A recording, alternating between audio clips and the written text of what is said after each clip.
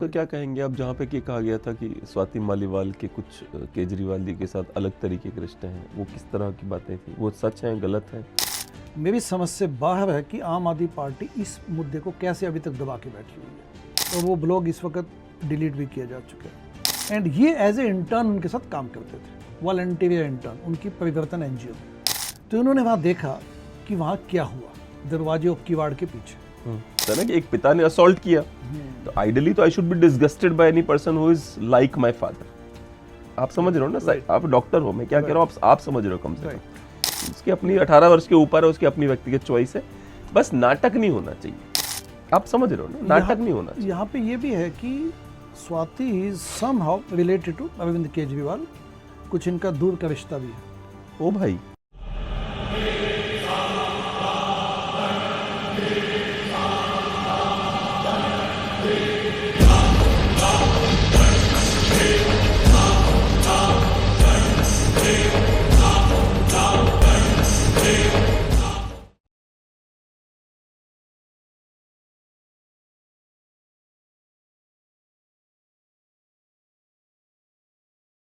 पहली चीज़ तो सबसे पहला सवाल मुनीश भाई यही है कि केजरीवाल साहब आज कैमरे के सामने रो पड़े। इधर दिखाना वो वीडियो। केजरीवाल साहब कैमरे पे रो पड़े कि उनके ऊपर से जो है वो लिकर केस वाला जो शायद अदालत ने क्लीन चिट दी है। तो इसमें दो तरह के सवाल आते हैं मेरे मन में। पहला ये होता है कि क्या जिन लोगों ने उनको इस आरोप में डाला था, क्या वही उनको निकाल रहे हैं कि अब तुम हमारे लिए काम करोगे? एक फिल्म आई थी घातक, राइट। उसमें याद है वो कात्या कहता है कि वो कहता है तू क्या चाहता है, मैं तेरा कुत्ता बन जाऊं, तू कहे तो भौंके, तू कहे तो काटूं। याद होगा तो कहीं ऐसा तो नहीं जिन लोगों ने इनको कहा था वो कात्या बन गए? दूसरा ये है कि कांग्रेस वाले बड़े खुश हो रहे हैं, कह रहे हैं एक केस में रोने लग गया तो यहाँ जो है पप्पू भैया 32 केस लेके घूम रहे हैं। ये रो रहा है ना, देखना भाई जरा एक बार देखना। आती थी केजरीवाल भ्रष्ट है, केजरीवाल भ्रष्ट है।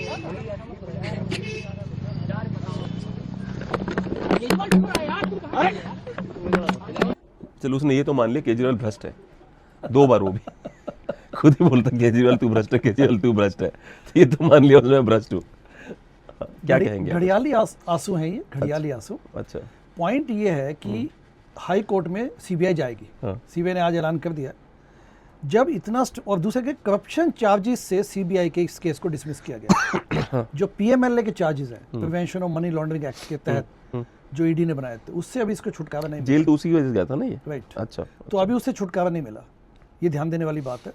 एंड जब ये केस उछला था, जब इन्होंने एक्साइज पॉलिसी को चेंज किया, तो जैसे ही मनीष सिसोदिया गिरफ्तार हुआ तो इन्होंने एक्साइज पॉलिसी भी रिवर्स कर दी अपनी। तो that was a admission of kind of guilt का एडमिशन था वो। बिल्कुल, अगर नहीं होता तो क्यों करना था भाई? फिर आईएएस ऑफिसर्स को सस्पेंड किया गया। तो दर्जनों आईएएस ऑफिसर्स को भी मनी लॉन्ड्रिंग इस केस में एक्साइज पॉलिसी, जिसको शराब घोटाले के नाम से ज़्यादा जाना जाता है, में उनको सस्पेंड किया गया, या उनको सस्पेंड किया गया, उनको नौकरी से हटाया गया दिल्ली में। तो that is a big thing. Plus जो अप्रूवर्स टर्न हुए थे, उन्होंने भी काफ़ी अंदर की बातें बताई हैं। जो इसका उसमें एक वो था, पीए भी था ना, एक विकास नाम था, क्या नाम था? वैभव कुमार। अच्छा, विभव कुमार। नहीं, विभव तो इसके अगेंस्ट नहीं गया, एक और था कोई। अच्छा, वो विजय नायर। हाँ, विजय नायर। हाँ, विजय नायर गया। विभव तो अभी भी इसका साथ ही रहता है। राइट। वो वैसे स्वाति मालीवाल को कि जो उन्होंने पिटाई की थी, उसके बाद इसीलिए वो रखे गए हैं कि मतलब जब किसी कमजोर को पीटना हो तो आपको आपकी जरूरत पड़ेगी। चीफ सेक्रेटरी जो है दिल्ली के, उनको पीटा गया था। वो तो कमजोर व्यक्ति नहीं होते। चीफ सेक्रेटरी मतलब ये तो बहुत बड़ी कैबिनेट सेक्रेटरी, या दिल्ली स्टेट के कैबिनेट सेक्रेटरी अंशु प्रकाश को बुला के सीएम रेजिडेंस पे नाइट में एमएलए बैठे थे वहां पे, और उनकी पिटाई की गई, जो दिल्ली का हाईएस्ट सर्वेंट है, लाइक सिविल सर्वेंट।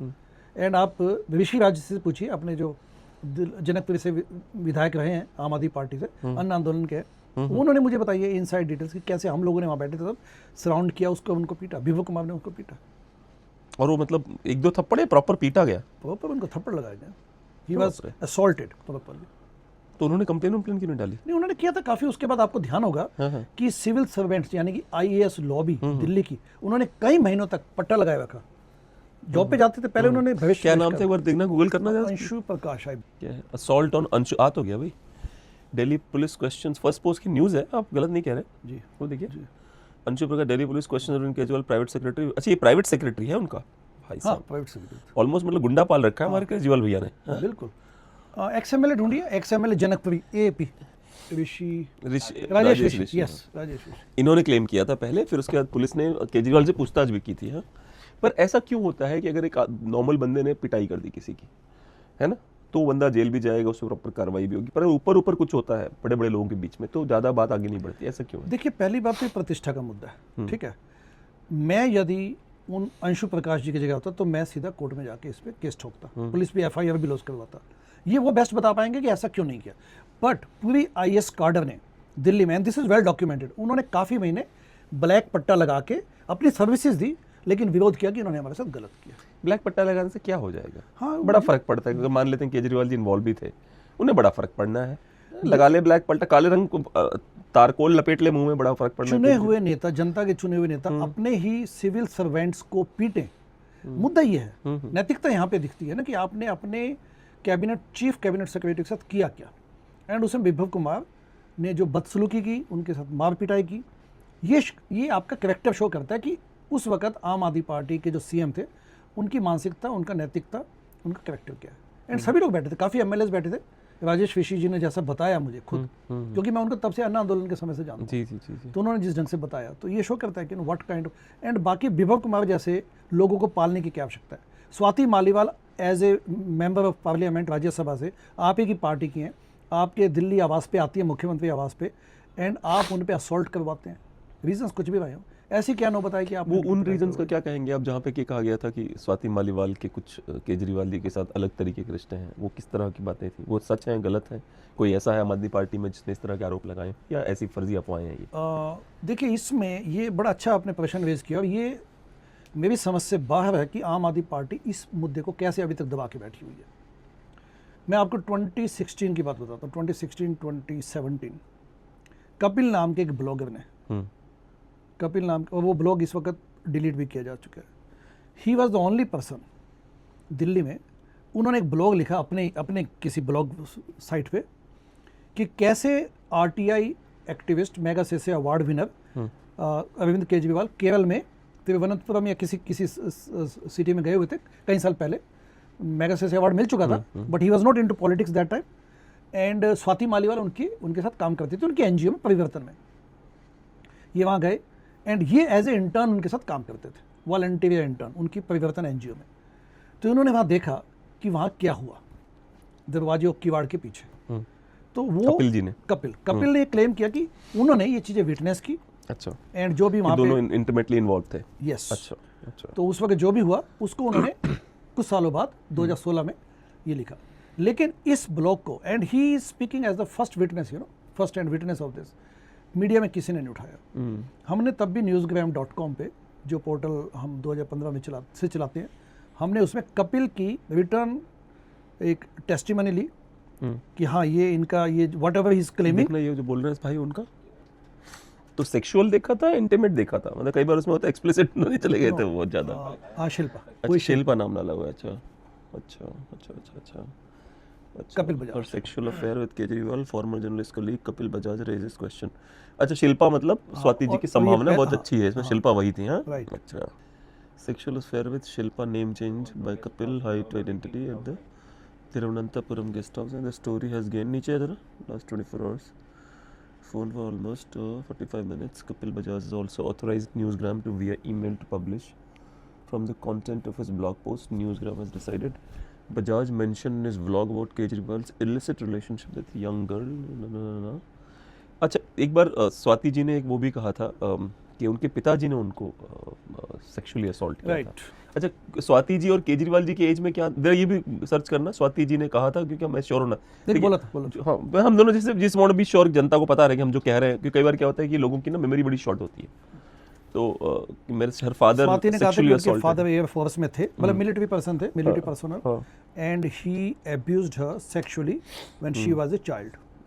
जी हाँ, मार्च 2023 में दिल्ली महिला आयोग DCW की पूर्व प्रमुख और वर्तमान नर्स स्वाति मालीवाल ने सार्वजनिक रूप से खुलासा किया कि बचपन में उनके पिता द्वारा उनका यौन शोषण, शारीरिक उत्पीड़न किया गया था। मैं इसलिए ये दिखाना चाहता जनता को कि स्वाति जी और केजरीवाल जी की उम्र में कितना अंतर है। काफ़ी अंतर है। कैसे तो नहीं, उनको अब केवल बड़े लोग ही पसंद आते हैं जो उम्र में काफ़ी बड़े हों। मतलब भाई वही वाली बात है ना कि एक पिता ने असॉल्ट किया, तो आइडियली तो I should be disgusted by any person who is like my father. आप समझ रहे हो ना, आप डॉक्टर हो, मैं क्या कह रहा हूँ आप समझ रहे हो कम से कम. If my father assaults me and who's obviously very elder to me, I would not get attracted to an elder person because it disgusts me. Why would I go to another elder man? Hypothetically, if this is true. वो father वाली age की नहीं है वो. Kejriwal is not of father's age to Swati. अच्छा. अच्छा. Politically father.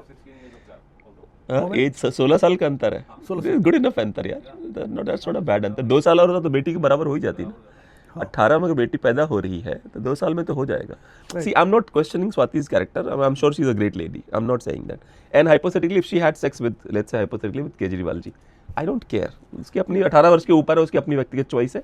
बस नाटक नहीं होना चाहिए. आप समझ रहे हो ना, नाटक नहीं होना चाहिए. यहाँ पे ये भी है कि Swati is somehow related to Arvind Kejriwal. कुछ इनका दूर का रिश्ता भी है. ओ भाई, ये नई बात बता दी आपने मुझे. अब ये भी कर ले भाई. साथ सर जो बोलेंगे हम सब फैक्ट चेक करेंगे. Is Swati Maliwal related to Kejriwal? क्या बोल रहा है ये? What is the relation between? You go into the rabbit hole, you find shit everywhere. That's so sad. मतलब कहीं ऐसा नहीं होता रैबिट होल में जाओ और नहीं सब गलत है भाई साहब, सब झूठ है, ऐसा कुछ नहीं हुआ था. देखिए बात बड़ी सिंपल है कि they had been working since years. अब Kejriwal was also young that point, Swati was also young. But Swati would have been very young. And yes, and they are away from the family now. They are in Thiruvananthapuram. RT activist इनको लग चुका है, इनका तमगा इन पे मेगासिस award इनको मिल चुका है. And they were basically they were staying in a rest house. That time he was not a fancy guy. You know, 5-star hotel वाली इनको रिक्वायरमेंट्स भी नहीं थी.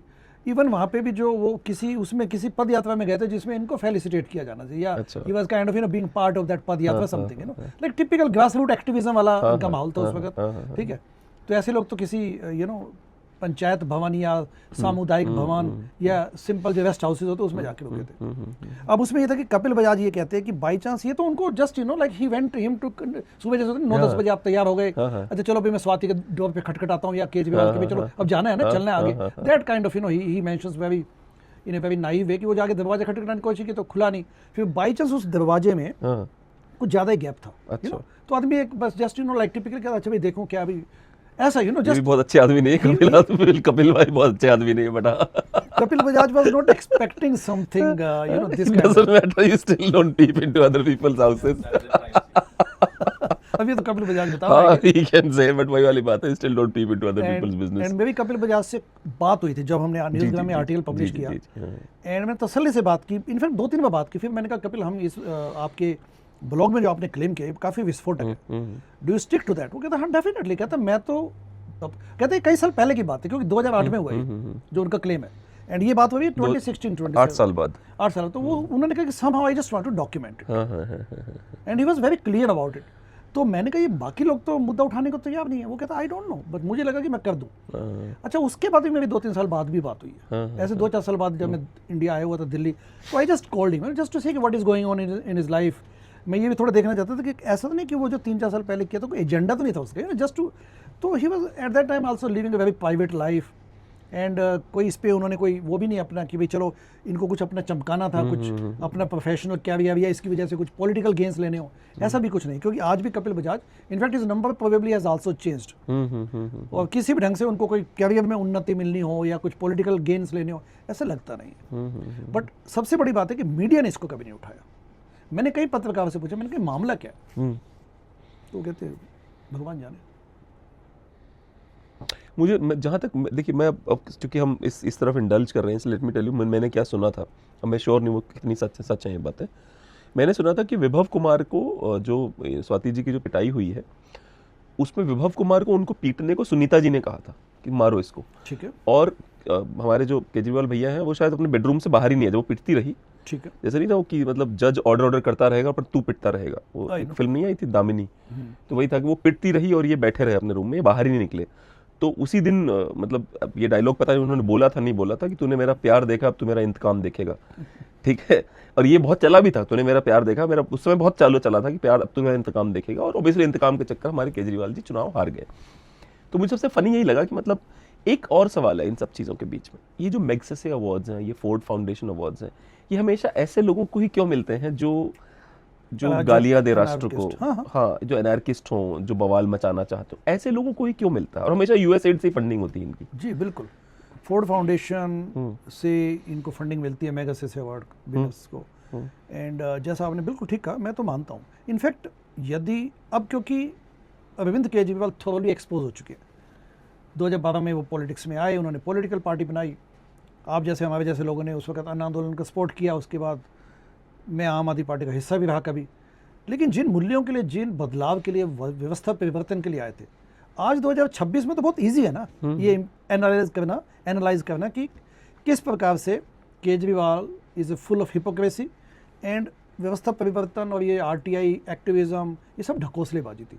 Now many people know it, so it's easy for me to say and convince people. जब हमने इनको ये expose करना शुरू किया कि जब आपने पार्टी का चंदा ही दिखाना बंद कर दिया, भाई फाइनेंशियल ट्रांसपेरेंसी तो इंटीग्रल पार्ट है ना गुड पॉलिटिक्स की, तो आपने तो ये बोला था, इसलिए तो हमने सपोर्ट किया था कि चलो क्लीन पॉलिटिक्स होगी देश में, फंडिंग क्लीन होगी तो पॉलिटिक्स क्लीन होगी, क्लीन पॉलिटिक्स की तो अच्छे लोग आएंगे, अपने देश की राजनीति सुधरेगी। यही सोच के आम आदमी पार्टी बनाई गई थी, नहीं तो पार्टियां तो बहुत पहले से हैं अपने देश में, कई हैं। तो संपूर्ण क्रांति की बातें तक बोली गई।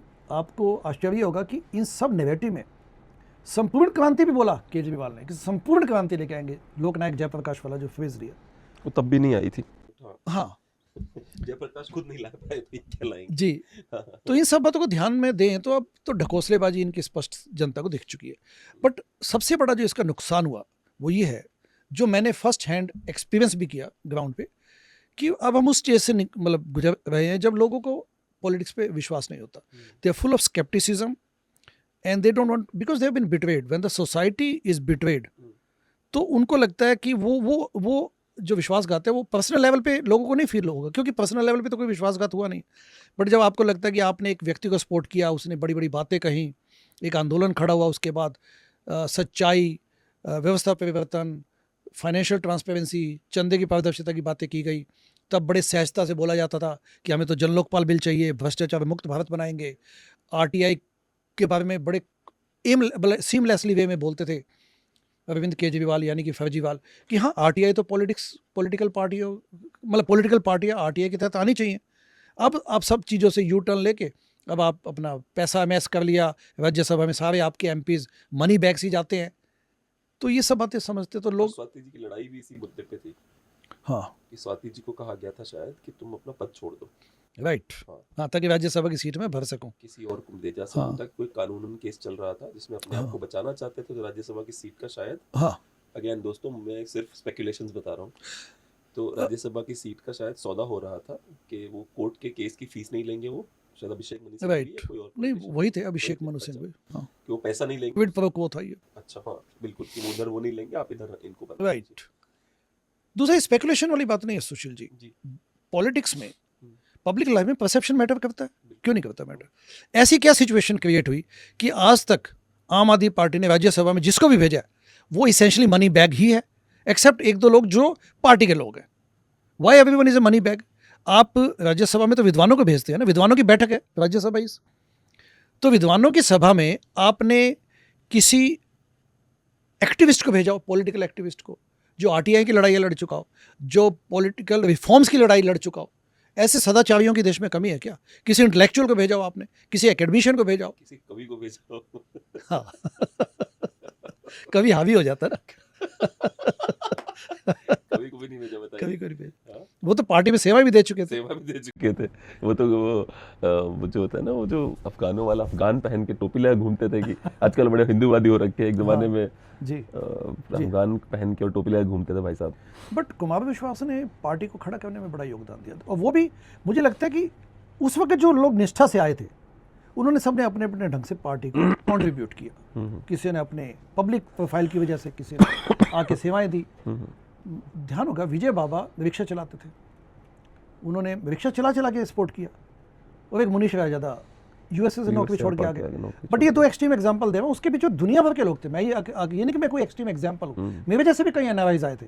बट चलो ठीक है, केजरीवाल ने कहा कि देखो एक तरफ विजय बाबा और दूसरी तरफ से कनाडा से डॉक्टर मुनीश रायजादा, कनाडा वो गलती से बोल गए यूएसए की बजाय।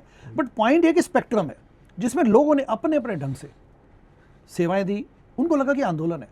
जब मैं आम आदमी पार्टी के ऑफिस में बैठ के काम करता था, वॉलंटियर सेल एंगेजमेंट में काम करता था, आई एम टॉकिंग अबाउट 2020, 2012, 13, 14, आप विश्वास नहीं करेंगे, 2012 में जब पार्टी जस्ट बनी ही थी, पौंडीचेरी से लेके लक्षद्वीप तक से चिट्ठियाँ आती थी हमें, क्योंकि तब ईमेल था पॉपुलर, बट तब भी काफ़ी लोग स्नेल मेल से चिट्ठियाँ भेजते थे। आम आदमी पार्टी के कौशाम्बी में एक ऐसा कोई ऑफिस भी नहीं था जिसको आप किसी पॉलिटिकल पार्टी का ऑफिस बोल सके, क्योंकि परिवर्तन का एनजीओ का वो ऑफिस था, उसी को पॉलिटिकल पार्टी में कन्वर्ट कर दिया गया। आई एम टॉकिंग अबाउट नवंबर 26, 2012 जब पार्टी बनी, उससे पहले अनाउंस किया गया था कि पार्टी बनाई जाएगी। अब ये तो क्रांतिकारियों की पार्टी थी, क्योंकि देश बदलना है। तो अब उस पार्टी के बनने के बाद नॉन डिस्क्रिप्ट ऑफिस, हमारे जैसे कई लोग वहाँ आके अपना काम में जुट गए, कुछ था ही नहीं वहाँ पे। तब चिट्ठियाँ आती थी, स्नेल मेल आते थे हमारे पास, वो चिट्ठियाँ पढ़ी हुई है, मैंने खुद देखी हुई है। ईमेल्स भी आते थे, डाक से भी चिट्ठियाँ आती थी। आपके रोंगटे खड़े हो जाएंगे जब आप ऐसी चिट्ठियाँ पढ़ेंगे, क्योंकि लोगों को लगा कि पूरे देश में कहीं कि एक बिंदु है जहाँ से क्रांति शुरू होनी है। क्योंकि पहले ये बोला गया था ना कि अंग्रेज, गोरे अंग्रेज चले, काले अंग्रेज आ गए। हाँ, तो अब उनको तो बदलना है। तो people were full of aspirations, hope, and वो कहते थे कि आप हमारे यहाँ भी आके यूनिट बनाइए आम आदमी पार्टी की। लक्षद्वीप में चल भी रहा था। हाँ, चल रहा था। आम आदमी पार्टी एक समय ऐसा था कि हर स्टेट में उसके लोग जुड़ते थे, दिल से जाके जुड़ते थे कि हम आम आदमी पार्टी के साथ खड़े रहेंगे। तो उस होप को जो बिट्रे किया गया, ऐसी क्या मजबूरी थी केजरीवाल की, जो नीली शर्ट में चप्पलों में चलने वाला व्यक्ति जेट प्लेन में घूमने लग गया हो, राज्यसभा में सारे एमपीज मनी बैग्स थैली शाहों को भेजा गया। ऐसी मजबूरियाँ क्या है? तो अभी भी देख लीजिए, जब दिल्ली से इसको निकाला गया, जनता ने बिट्रे किया, तो आप दिल्ली में क्यों नहीं बैठे? आप अपोजिशन की भूमिका निभाइए। Why did you abandon Delhi? Punjab क्यों जाके बैठ गए? क्योंकि सत्ता की काम नहीं चलता, मलाई वहाँ है ना, मलाई। तो वहाँ पंजाब में तो आपकी पार्टी की सरकार तो है ना, आप मत जाइए, आप दिल्ली को संभालिए। वहाँ पे आपने दिल्ली पे कितने मुद्दे हैं जो सॉल्व नहीं। अभी हाँ, देखो ना, इधर दिखाना मुझे वो जो यमुना बिल्कुल साफ नहीं है। अगर एक अपोजिशन, रेस्पॉन्सिबल अपोजिशन आम आदमी पार्टी, 20 लोग तो अभी भी हैं इनके पास, they could have forced the current incumbent BJP government to bring out a white paper on air quality index, air pollution. Opposition का काम यही होता है ना। अगर ये बैठ जाते हैं, आप धरने पे बैठिए ना, सच्चाई की राजनीति And you are करने। so popular। आपको तो मीडिया कवर करेगी। हम बोलते हैं कोई सुनता नहीं है, वो तो उनको तो बैठना चाहिए था। आप जाके बैठे ना राजघाट पे, कि दिल्ली की जनता को कोई हक नहीं है कि 999 वाले एयर क्वालिटी इंडेक्स में हम उस जहर को हम पिए या सूंघे या सांस ले। क्यों नहीं बैठते? ये अपनी बेटी की तो ली मेरिडियन में आके 14 करोड़ में शादी कर दी, फिर पंजाब भाग जाते हैं। पैसा आता कहाँ से 14 करोड़? इससे तो व्यक्तिगत खर्चा है पैसा ना। तो बना चुके हैं ना ये लोग। अच्छा, आप ये देखिए, जब 2012 में पैसे देने लगे, तब तो माइक्रो डोनेशंस आती थी, 5-5 रुपए दिए जाते थे। जैसे पैसा आने लगा, सत्ता के साथ तो मधुमक्खी आती है। अब पैसा कूटने लग गया तो डोनेशन लिस्ट हटा दी, जिसपे हमने चंदा बंद सत्याग्रह चलाया अन्ना जी से मिलने के बाद। तो मेरी एक बात बताइए ना मुझे, आप केजरीवाल से कुछ ज़्यादा उम्मीद नहीं रख रहे हैं आप लोग? जैसे he is also human being like all of us. If he has money, he wants to enjoy it. What's wrong in that? गलत क्या है उसमें? मोदी जी एंजॉय कर रहे हैं, जनता के पैसे पे भारत का थोड़ा डिजिटल क्रिएटर बन के घूम रहे हैं। ऐसा कौन सा पॉलिटिशियन है जिसने इतना बड़ा अपना एक बार क्रिएट किया कि देखो मैं तो सदाचार की राजनीति करके दिखाऊंगा? टिपिकल पॉलिटिशियन, सही कह रहे हो आप। टिपिकल पॉलिटिशियन सही कहते हैं। ठीक है, हम आएंगे सत्ता में, कूटेंगे पैसा, कमाएंगे, खाएंगे, पिएंगे, बांटेंगे। वो झोला लेके जाने वाले भी तो हैं लोग। मेरा क्या है, मैं तो झोला लेके चल दूंगा। कभी गए नहीं आज तक। जी जी। ये भारतीय जनता पार्टी की बहुत पुरानी प्रॉब्लम है। मुझे भी याद है, अटल बिहारी वाजपेयी संसद में खड़े होकर कहते हैं कि ऐसी राजनीति मुझे रास नहीं आती है। ठीक है, मेरा मन करता है छोड़ दूं इस राजनीति को। तो किसी ने अपोजिशन में कहा तो छोड़ क्यों नहीं देते? तो कहते हैं कि मैं क्या करूं, मैं तो छोड़ता हूं, राजनीति मुझे नहीं छोड़ती, मुझे दोबारा पकड़ लेती है। बट करंट जो बीजेपी डिस्पेंसेशन है, नहीं, let's stick to it has nothing to do with Let's- those kind of stalwarts. हाँ, let's stick to Kejriwal because I have some more questions. हमारे केजरीवाल भैया हमारे पुरुष ही नहीं है, वो महापुरुष से एक लेवल ऊपर है। एक काम करो जरा, मुझे यमुना की दिखाओ हालत। ये युग पुरुष तो केवल एक है भारत में, उसका नाम है नरेंद्र दामोदर दास मोदी। बाकी लोग तो द्वितीय तृतीय पुरुष मान लेंगे आप, युग पुरुष केवल एक है हमारे यहाँ। ये दिल्ली के युग पुरुष है। हाँ, जरा मुझे दिखाना यूट्यूब पे कि यमुना की हालत अभी क्या, दिल्ली आज की क्या हालत है, आज का या 2 दिन पहले कोई वीडियो हो। पता है मैं वीडियोस क्यों डालता हूँ गेस्ट के साथ देख के? क्योंकि मुझे लगता है जनता को दिखनी चाहिए। उनको दिखता हुआ ज्यादा उनको लगता है कि हाँ भाई, विदाउट है ना? बिल्कुल ठीक है आपकी बात। ये देखिए कितना झाग आ रहा है इसके अंदर। ये इसलिए आ रहा है कि हम सिर्फ ऊपर ऊपर से माँ कहते हैं, लेकिन माँ की कदर नहीं कर रहे हैं, इज्जत नहीं कर रहे हैं। अब ये बोर्ड जो है, ये बिना मतलब क्यों घूम रही है ऐसे? ये इसलिए घूम रही है ताकि जो झाग बने हुए हैं, इसको जो है यूं किया जा सके, ताकि ये एक जगह से इकट्ठे ना हो, थोड़े अलग अलग से हो जाएंगे तो झाग जो है कम। यमुना नदी का पानी क्या पिछले साल जैसा ही है? पिछले साल से गंदा हुआ है या पिछले साल से साफ हुआ है? मुझे ऐसा लगता है कि बीजेपी उस पर बहुत खर्च करती है, पीआर पे, कि पानी साफ हो चाहे ना हो। वीडियो कैसा दिख रहा है भाई, से वो देखिए। वीडियो में आपको साफ दिख रहा है कि नहीं दिख रहा है? वो बहुत जरूरी है बीजेपी के लिए। देखिए, एज ए रेस्पॉन्सिबल विपक्ष, अपोजिशन, दिल्ली के जो ज्वलंत मुद्दे हैं इस वक्त, इट डजंट मैटर कि कौन सी गवर्नमेंट, किस पार्टी की गवर्नमेंट सत्ता में है। Air pollution, Delhi is like a toxic air gas chamber.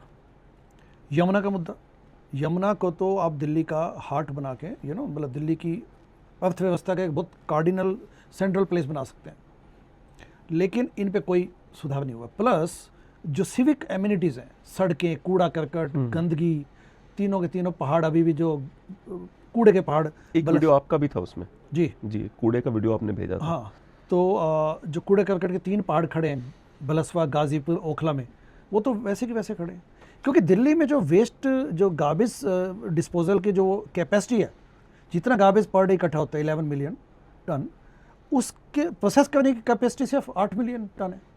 तो कूड़े पे तो कोई काम किया ही नहीं जा रहा अभी भी। और एमसीडी के पास तो बहुत पैसा आता है, डेली दुनिया भर की गाड़ियाँ दिल्ली में एंटर करती हैं, उनसे पैसा लेते हैं दिल्ली वाले, मतलब MCD is full of money, but MCD is one of the most corrupt bodies, civil bodies. इसमें बीजेपी वहाँ पे भी है, वहाँ पे तो बीजेपी तो ट्रिपल इंजन सरकार है ना इस वक्त दिल्ली में, मोदी जी का हाथ। मुझे समझ में नहीं आता, हमारे प्यारे मोदी जी जो है युग पुरुष महामानव, ये हमेशा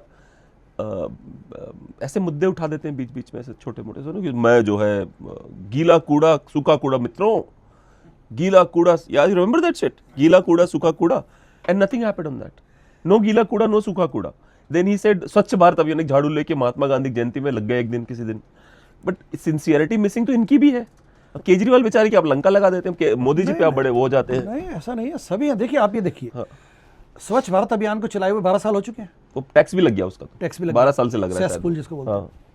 अब इंडिया में विदाउट एनी डाउट, मतलब यूनिफॉर्मली इंडिया में एनवायरमेंटल डिग्रेडेशन एब्सोल्युटली पीक पे है। आप कूड़ा करकट, डस्ट, या ब्रोकन रोड्स, पानी की निकासी को देख लीजिए, सब चीज़ें जो मटिया मेल हुआ पड़ा है, जिसको अपन एक फ्रेज में कह सकते हैं environmental degradation, pollution, air pollution, उसकी वजह से।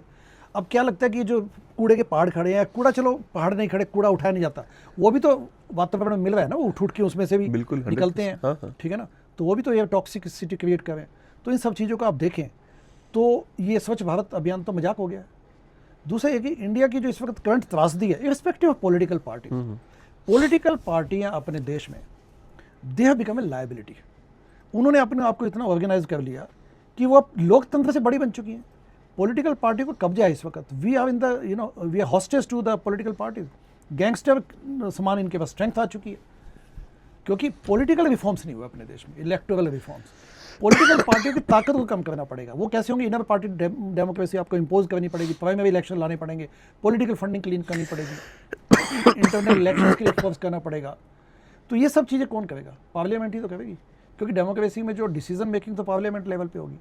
टेम्पल का ऑफ डेमोक्रेसी क्या है? पार्लियामेंट, या जो भी हाईएस्ट जो वहाँ पे जहाँ पे लेजिस्लेटर्स बैठते हैं, लॉ मेकर्स बैठते हैं, तो वहाँ पे जाके तो लोग बातें ही नहीं करते। ये तो ऐसे छोड़ देते हैं, कुछ मुद्दे शोषे छोड़ के पोलराइजिंग इश्यूज़ पे लोगों को बांटते रहते हैं।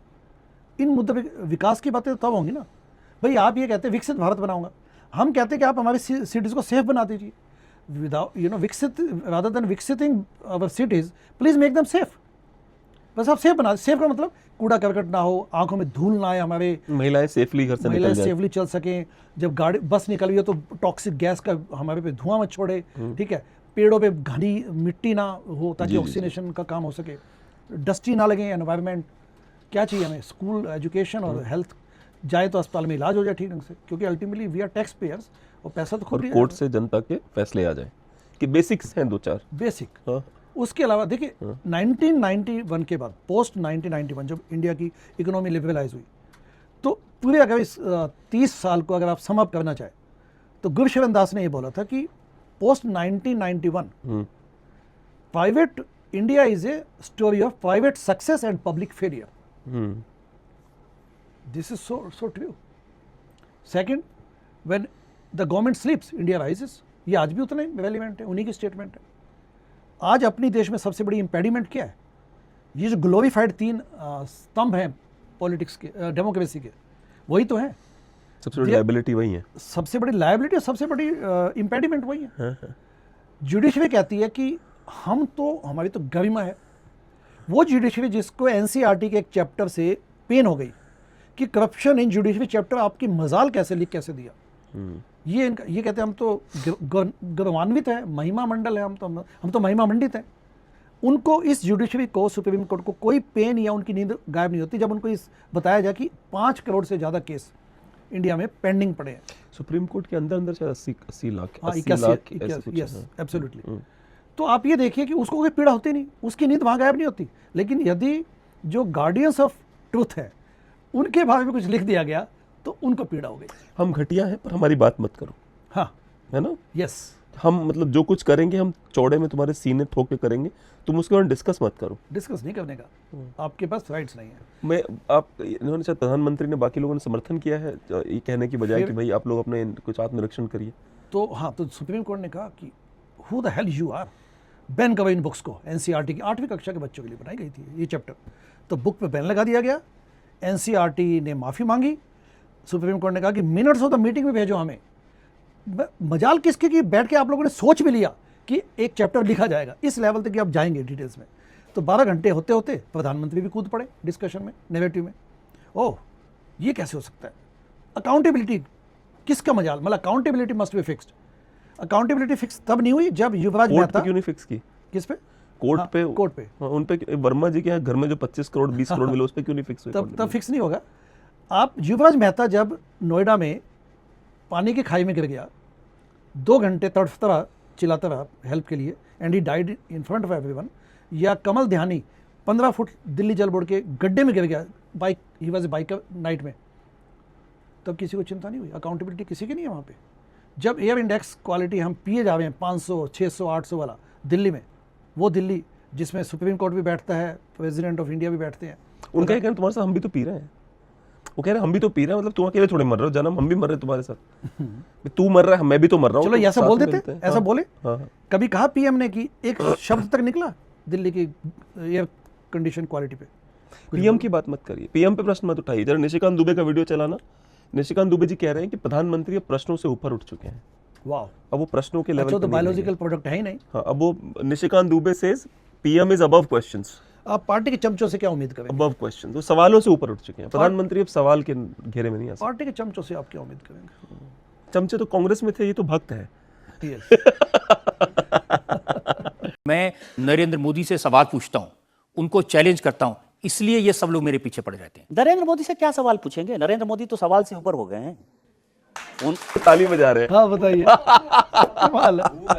वो बैठे हुए बीजेपी वाले होंगे, उन्हीं की भीड़ है। क्या कहा ये आदमी, ये रजत शर्मा, ये भी 2014 तक कहीं और गेम खेलता था, इसको सब हवा बदली इधर इधर आ गया। ये अपने बालों की तरह है, ये जैसे इसके बाल है ना, जितना नकली इसके बाल है, वैसे रजत भाई भी है हमारे। पहले गंजे हो चुके थे रजत भाई, दिखाना रजत भाई की पुराना आपकी अदालत 90s का, 90s रजत भाई गंदे हो गए थे, with all due respect to him. पर वही है कि पलटा मार के, सही टाइम पे पलटा मार के, मतलब बिल्कुल से मोदी जी की फेवरेट हो रखे हैं। प्रॉब्लम पता है क्या है? हमारी सरकारों को, सत्ताधीशों को वो लोग चाहिए जो मेरे आपकी तरह नहीं हो, जो जल्दी से जल्दी भूल जाए इनकी हरकतें, जिसको ये याद ना हो कि रजत शर्मा 2014 से पहले किसकी चाटुकारिता करते थे, एग्जैक्टली, एलिजिडली, जिसको याद ना हो। देखिए, इंडिया में जो अल्टीमेटली आप अभी एनसीईआरटी का जो एग्जांपल है, इट शोज कि why even the prime minister, जबकि सुप्रीम कोर्ट को ये बोलना चाहिए था कि आपने, वी आर ग्लैड कि आपने करप्शन इन जुडिशरी चैप्टर से बच्चों को, 8th क्लास के स्टूडेंट्स को सेंसिटाइज करने की कोशिश की कि no one is above, you know, I mean transparency नहीं रखोगे, ध्यान नहीं रखोगे, सिविक एंगेजमेंट नहीं रखोगे, एज सिटीजन्स अगर आप ओवरसाइट नहीं दोगे तो लोकतंत्र के सभी स्तंभों में गिरावट आ सकती है। ये वेलकम करना चाहिए था। और साथ में कहते कुछ गलत हमारे बारे में हो, मतलब ऐसा ना हो कि कुछ जो चीज़ फैक्चुअल नहीं वो लिख दे, ऐसा कहना चाहिए था। प्लस कहना चाहिए था supreme court chief justice of India को कि आई वेलकम दिस, ताकि बच्चों को समझ आए कि democracy is not inhabited in veins, we have to keep a watch on this. Plus legislative wing as well as bureaucratic wing की भी करप्शन को एक्सपोज कीजिए, ये होना चाहिए था। लेकिन प्रधानमंत्री भी कूद पड़े और अब ये कहते हैं, तो ये माइंडसेट तो कॉलोनियल हो गया ना। तो ये तो अन्ना जी वाली बात, my ass, I'll save your ass. Yes, and that shows कि ये लोग जनता के भला इनको कोई चाहिए नहीं। दे बिलीव कि हम तो गरिमा, एक स्तंभ कहता है, यानी कि जुडिशरी, हम महिमा मंडित हैं, गरिमाशाली हैं, गरिमा ऑफ जुडिशरी मस्ट बी, अपने मुंह से ही, अपने मुंह से ही, हाँ, अपने मुंह से। एंड दूसरे कहते हैं कि अकाउंटेबिलिटी भी मस्ट बी फिक्स्ड। वही प्रधानमंत्री हैं जो पीएम केयर्स फंड के चंदे को बताने से मना करते हैं कि किसको हमने किस चीज़ पे खर्च किया। पीएम केयर्स फंड क्या लेके जाएंगे क्या इसको अपने साथ वो ज़िंदगी में? बाद में कितने साल तक पीएम रह लेंगे ये? अगले 2, 4, 5, 10, 15, 20, 25, इससे ज़्यादा तो नहीं। इनको रिप्लेस कौन करेगा? जो भी रिप्लेस करेंगे वो भी इन्हीं की तरह होंगे ना, तो किसी को फर्क नहीं तो पड़ता। He should set the example कि आपने पीएम केयर्स फंड के क्वेश्चंस पूछे, मोस्ट वेलकम। सभी एनजीओ को ऐसे होना चाहिए, हमारी एनजीओ का ये हमारा भाई खाता है, and I exhort all the citizens to behave like this. एक बंदा आया था केजरीवाल नाम से, जिसके अंदर दिखता था भाई इस बंदे में दम है कि प्रधानमंत्री पे सवाल कर लेगा। याद है आपको लाल डायरी, बिरला की लाल डायरी, याद है? मैं भूल गया वो कि एक डायरी लेके घूमता था केजरीवाल मुझे अच्छी तरह कि उस पे सीएम ऑफ गुजरात को कि देखना बिरला की डायरी में सीएम ऑफ गुजरात के नाम पे वो डाले गए हैं। गुजरात से उल्लेख किया गया था, वह नरेंद्र मोदी थे, ठीक है। 2012-2013 का क्या आसपास आयकर विभाग द्वारा आदित्य बिरला समूह और सहारा समूह के ठिकानों पर की गई छापेमारी के दौरान सामने आए दस्तावेजों से संबंधित है। डायरी में कथित तौर पर गुजरात सीएम 25 CR जैसी प्रविष्टियां थीं, जिसमें अहमदाबाद मोदी जी का जिक्र किया गया था। उस समय 2001 से 2014 नरेंद्र मोदी गुजरात के मुख्यमंत्री थे। इन दस्तावेजों में सहारा बिरला डायरी के नाम से भी जानी जाती है। Bloody hell, the proofs are everywhere. अच्छा मुझे एक बात बताइए, जिस तरह की जनता है, the people are retarded, so this government is of the retarded, for the retarded, by the retarded, in the language of Osho. देखिए रिफॉर्म्स ऊपर के लेवल से होते हैं, आप जनता को प्राइमरली रिटार्ड दे के सारा दोष उन पे नहीं डाल सकते। जब भारत आज़ाद हुआ तो एक एग्जांपल दूंगा जिससे समझ आता है कि reforms have to start from the above, from the top. तब भारत ने डिसाइड किया एज ए सॉवरेन नेशन कि हम सफरेज राइट्स यानी कि वोट देने का अधिकार 18-21 साल से ऊपर के महिला हो चाहे पुरुष हो सबको देंगे। In a single stroke of pen they give equal voting rights to everyone. अब तब भी डिस्कशन हो सकती थी कि नहीं पहले महिलाओं को दे के ना के अधिकार।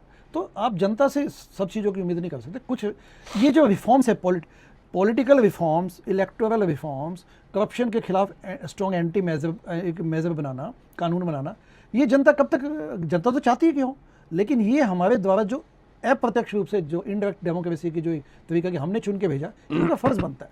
प्लस वो भी वोट नोट फॉर वोट वाला फिनोमिनन से बचे और जनता भी बचे, दोनों की जिम्मेदारी है। Civic engagement has to be strong, citizens have to act like watchdogs, but at the same time दोनों पक्षों को अपने जनता को अपने जनधर्म का पालन करना चाहिए और उनको अपने राजधर्म का पालन करना चाहिए। And both are missing. पर जनता कहाँ से, मुझे तो जनता में बड़े इशूज नजर आते हैं। मैं एक बात बताता हूँ आपको, जिस पहली भारत सरकार की आप बात कर रहे हैं, जब वो लोग सो कॉल्ड अंग्रेजों से आज़ादी मिली हमको, मैं अभी भी उसे सो कॉल्ड ही कह पाता हूँ, उससे आगे नहीं बोल पाता हूँ। मेरी प्रॉब्लम उसमें ये हो जाती है कि जैसे किसी भी देश की जब आज़ादी होती है तो एक ट्रूथ कमीशन बनता है, राइट। वो ये बताता है कि कौन लोग देश की आज़ादी में आपके साथ थे, कौन आपके खिलाफ थे, कौन गद्दार थे।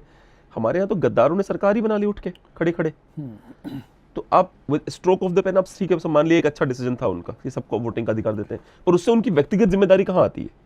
देखिए समस्या की जड़ में ये है, समस्या की जड़ में ऐसा है कि भाई मेरी बात ना हो, मेरे पे मत आ जाना आप लोग, जो सुप्रीम कोर्ट ने करा है कि मेरी बात मत कर देना भाई, बाकी तो तुम्हें बताओ क्या चाहिए।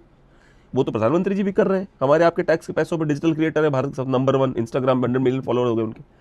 had he been a digital creator, उससे बड़ी टीम क्या मिलेगी मुफ्त के पैसे पे, मतलब एक से एक वीडियो बनाने, शानदार वीडियो बनाने। अच्छा बोला आप, बहुत अच्छा बोला। तो वही वाली बात है। तो मुझे ही समझ में नहीं आता, मेरे पे मत आ जाओ, बाकी तो मैं बड़ी बड़ी बातें करता नहीं, उनका जो सबसे पहले धर्म है, he is the king of democracy. उनका पहला जनधर्म, उनका जो पहला धर्म है, पहली ड्यूटी है to the nation and to its people कि वो ट्रांसपेरेंसी के प्रिंसिपल्स को स्ट्रॉन्ग करें।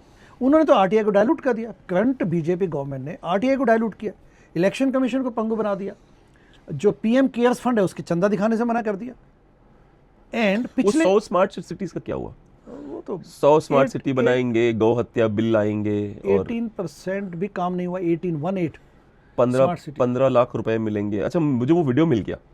कौन सी वाला? एक वीडियो मिला है। अच्छा। जिसमें अगर वहां पैसा जमा है वो लाया जाए, तो कई लोग कहते थे कभी कहा ही नहीं उन्होंने ऐसा।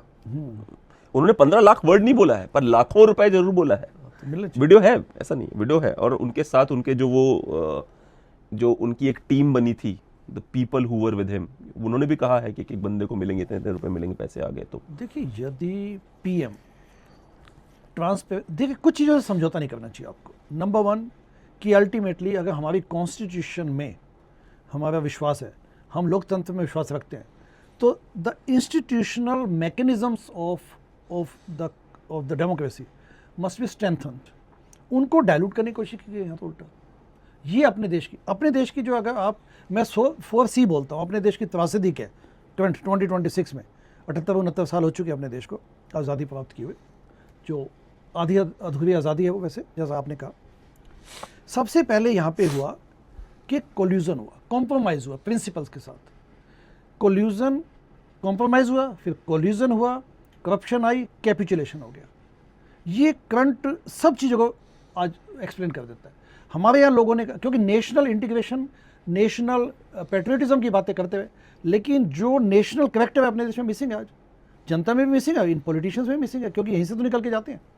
जब आप लोअर कोर्ट्स में जाएं तो जज का रीडर भी पैसे मांग रहा है आपसे, नीचे बैठ के न्यायपालिका नीचे बैठ के पैसे मांगता है, ये कहते करप्शन नहीं है। न्याय का कस्टोडियन पैसे मांगता है। आप पटवारी के पास जाएं, बीडीपी ऑफिस जाएं, चाहे आप पुलिस थाने जाएं, सब जगह करप्शन खुलेआम है, खुलेआम। बिल्कुल। तो दैट मीन्स कि हमारे नेशनल करेक्टर तो है नहीं, जनता में भी नहीं है, पॉलिटिशियंस में भी नहीं है। तो क्या हुआ, सबसे पहले कॉम्प्रोमाइज़ किया हमने अपनी वैल्यूज़ के साथ। जैसा आपने अभी रेफरेंस दिया था कि जो हमारे पेरेंट्स की जनरेशन होती थी, वो पैसे के पीछे हाय तौबा नहीं करते थे। सोशलिस्ट माइंडसेट था गवर्नमेंट का, लिमिटेड चीज़ें थी, तब भी तो हाय नहीं थी पैसों की। तब ये था कि अच्छा, मास्टर जी हैं, तो पढ़े लिखे व्यक्ति, इज्जत थी। आज की तारीख में आप फोर्ड चला के आप एक जीप ले आइए बड़ी सी, पैसा कहाँ से आया, डोंट नो वन मैटर्स, बस फ्लैशी लाइट बोलते। तो वैल्यू सिस्टम हमारा बदला है, तो उससे हमारी वैल्यूज कॉम्प्रोमाइज़ हुई, फिर कोल्यूजन हो गए, क्योंकि जो बुरी शक्ति वाले लोग होते हैं, बुरी टेंडेंसी, वो जल्दी मिलते हैं, तो कोल्यूजन हुआ। फिर हमने कैपिचुलेट कर दिया अपने, कि हमारे जैसे ठीक सोच वाले लोग मार्जिनलाइज होते गए, एंड रिजल्ट क्या निकला, corruption, massive corruption and accountability के प्रिंसिपल्स को उन्होंने दबा दिया। अकाउंटेबिलिटी तो एनसीईआरटी से मांगा था। यस। सत्ता जो होती है, ताकत, पावर, उसके लिए विदुर जो है, जो महाभारत के विदुर है, वो उसको टोकन के रूप में तो चाहिए जी, पर उसकी बात वो कभी नहीं सुनते। हाँ, they want a Vidur in their Rajya Sabha, एक विदुर उनको चाहिए। हाँ, ताकि जब वो अपना पाप करें तो विदुर के उस 2 शब्दों से बता सके कि भाई था हमारे पास, ऐसी बातें कर देता था। जी, आप समझ रहे हो ना? मैं समझ गया। लेकिन at the end of the day Vidur हमेशा मार्जिनलाइज ही रहा, उसकी कभी वैल्यू नहीं की गई, ना उसे कभी सत्ता मिली, ना उसे कभी अच्छे राजमहल मिले। वो बेचारा सच बोलता रह गया और अपनी आत्मा का सुख लेके मर गया। आपको क्या लगता है, जब ये अर्जुन वगैरह ने सत्ता बनाई हुई, तो क्या विदुर को बहुत मौका दिया होगा कि आप बोलिए सच? देखिए, सत्ता को विदुर कभी नहीं पसंद।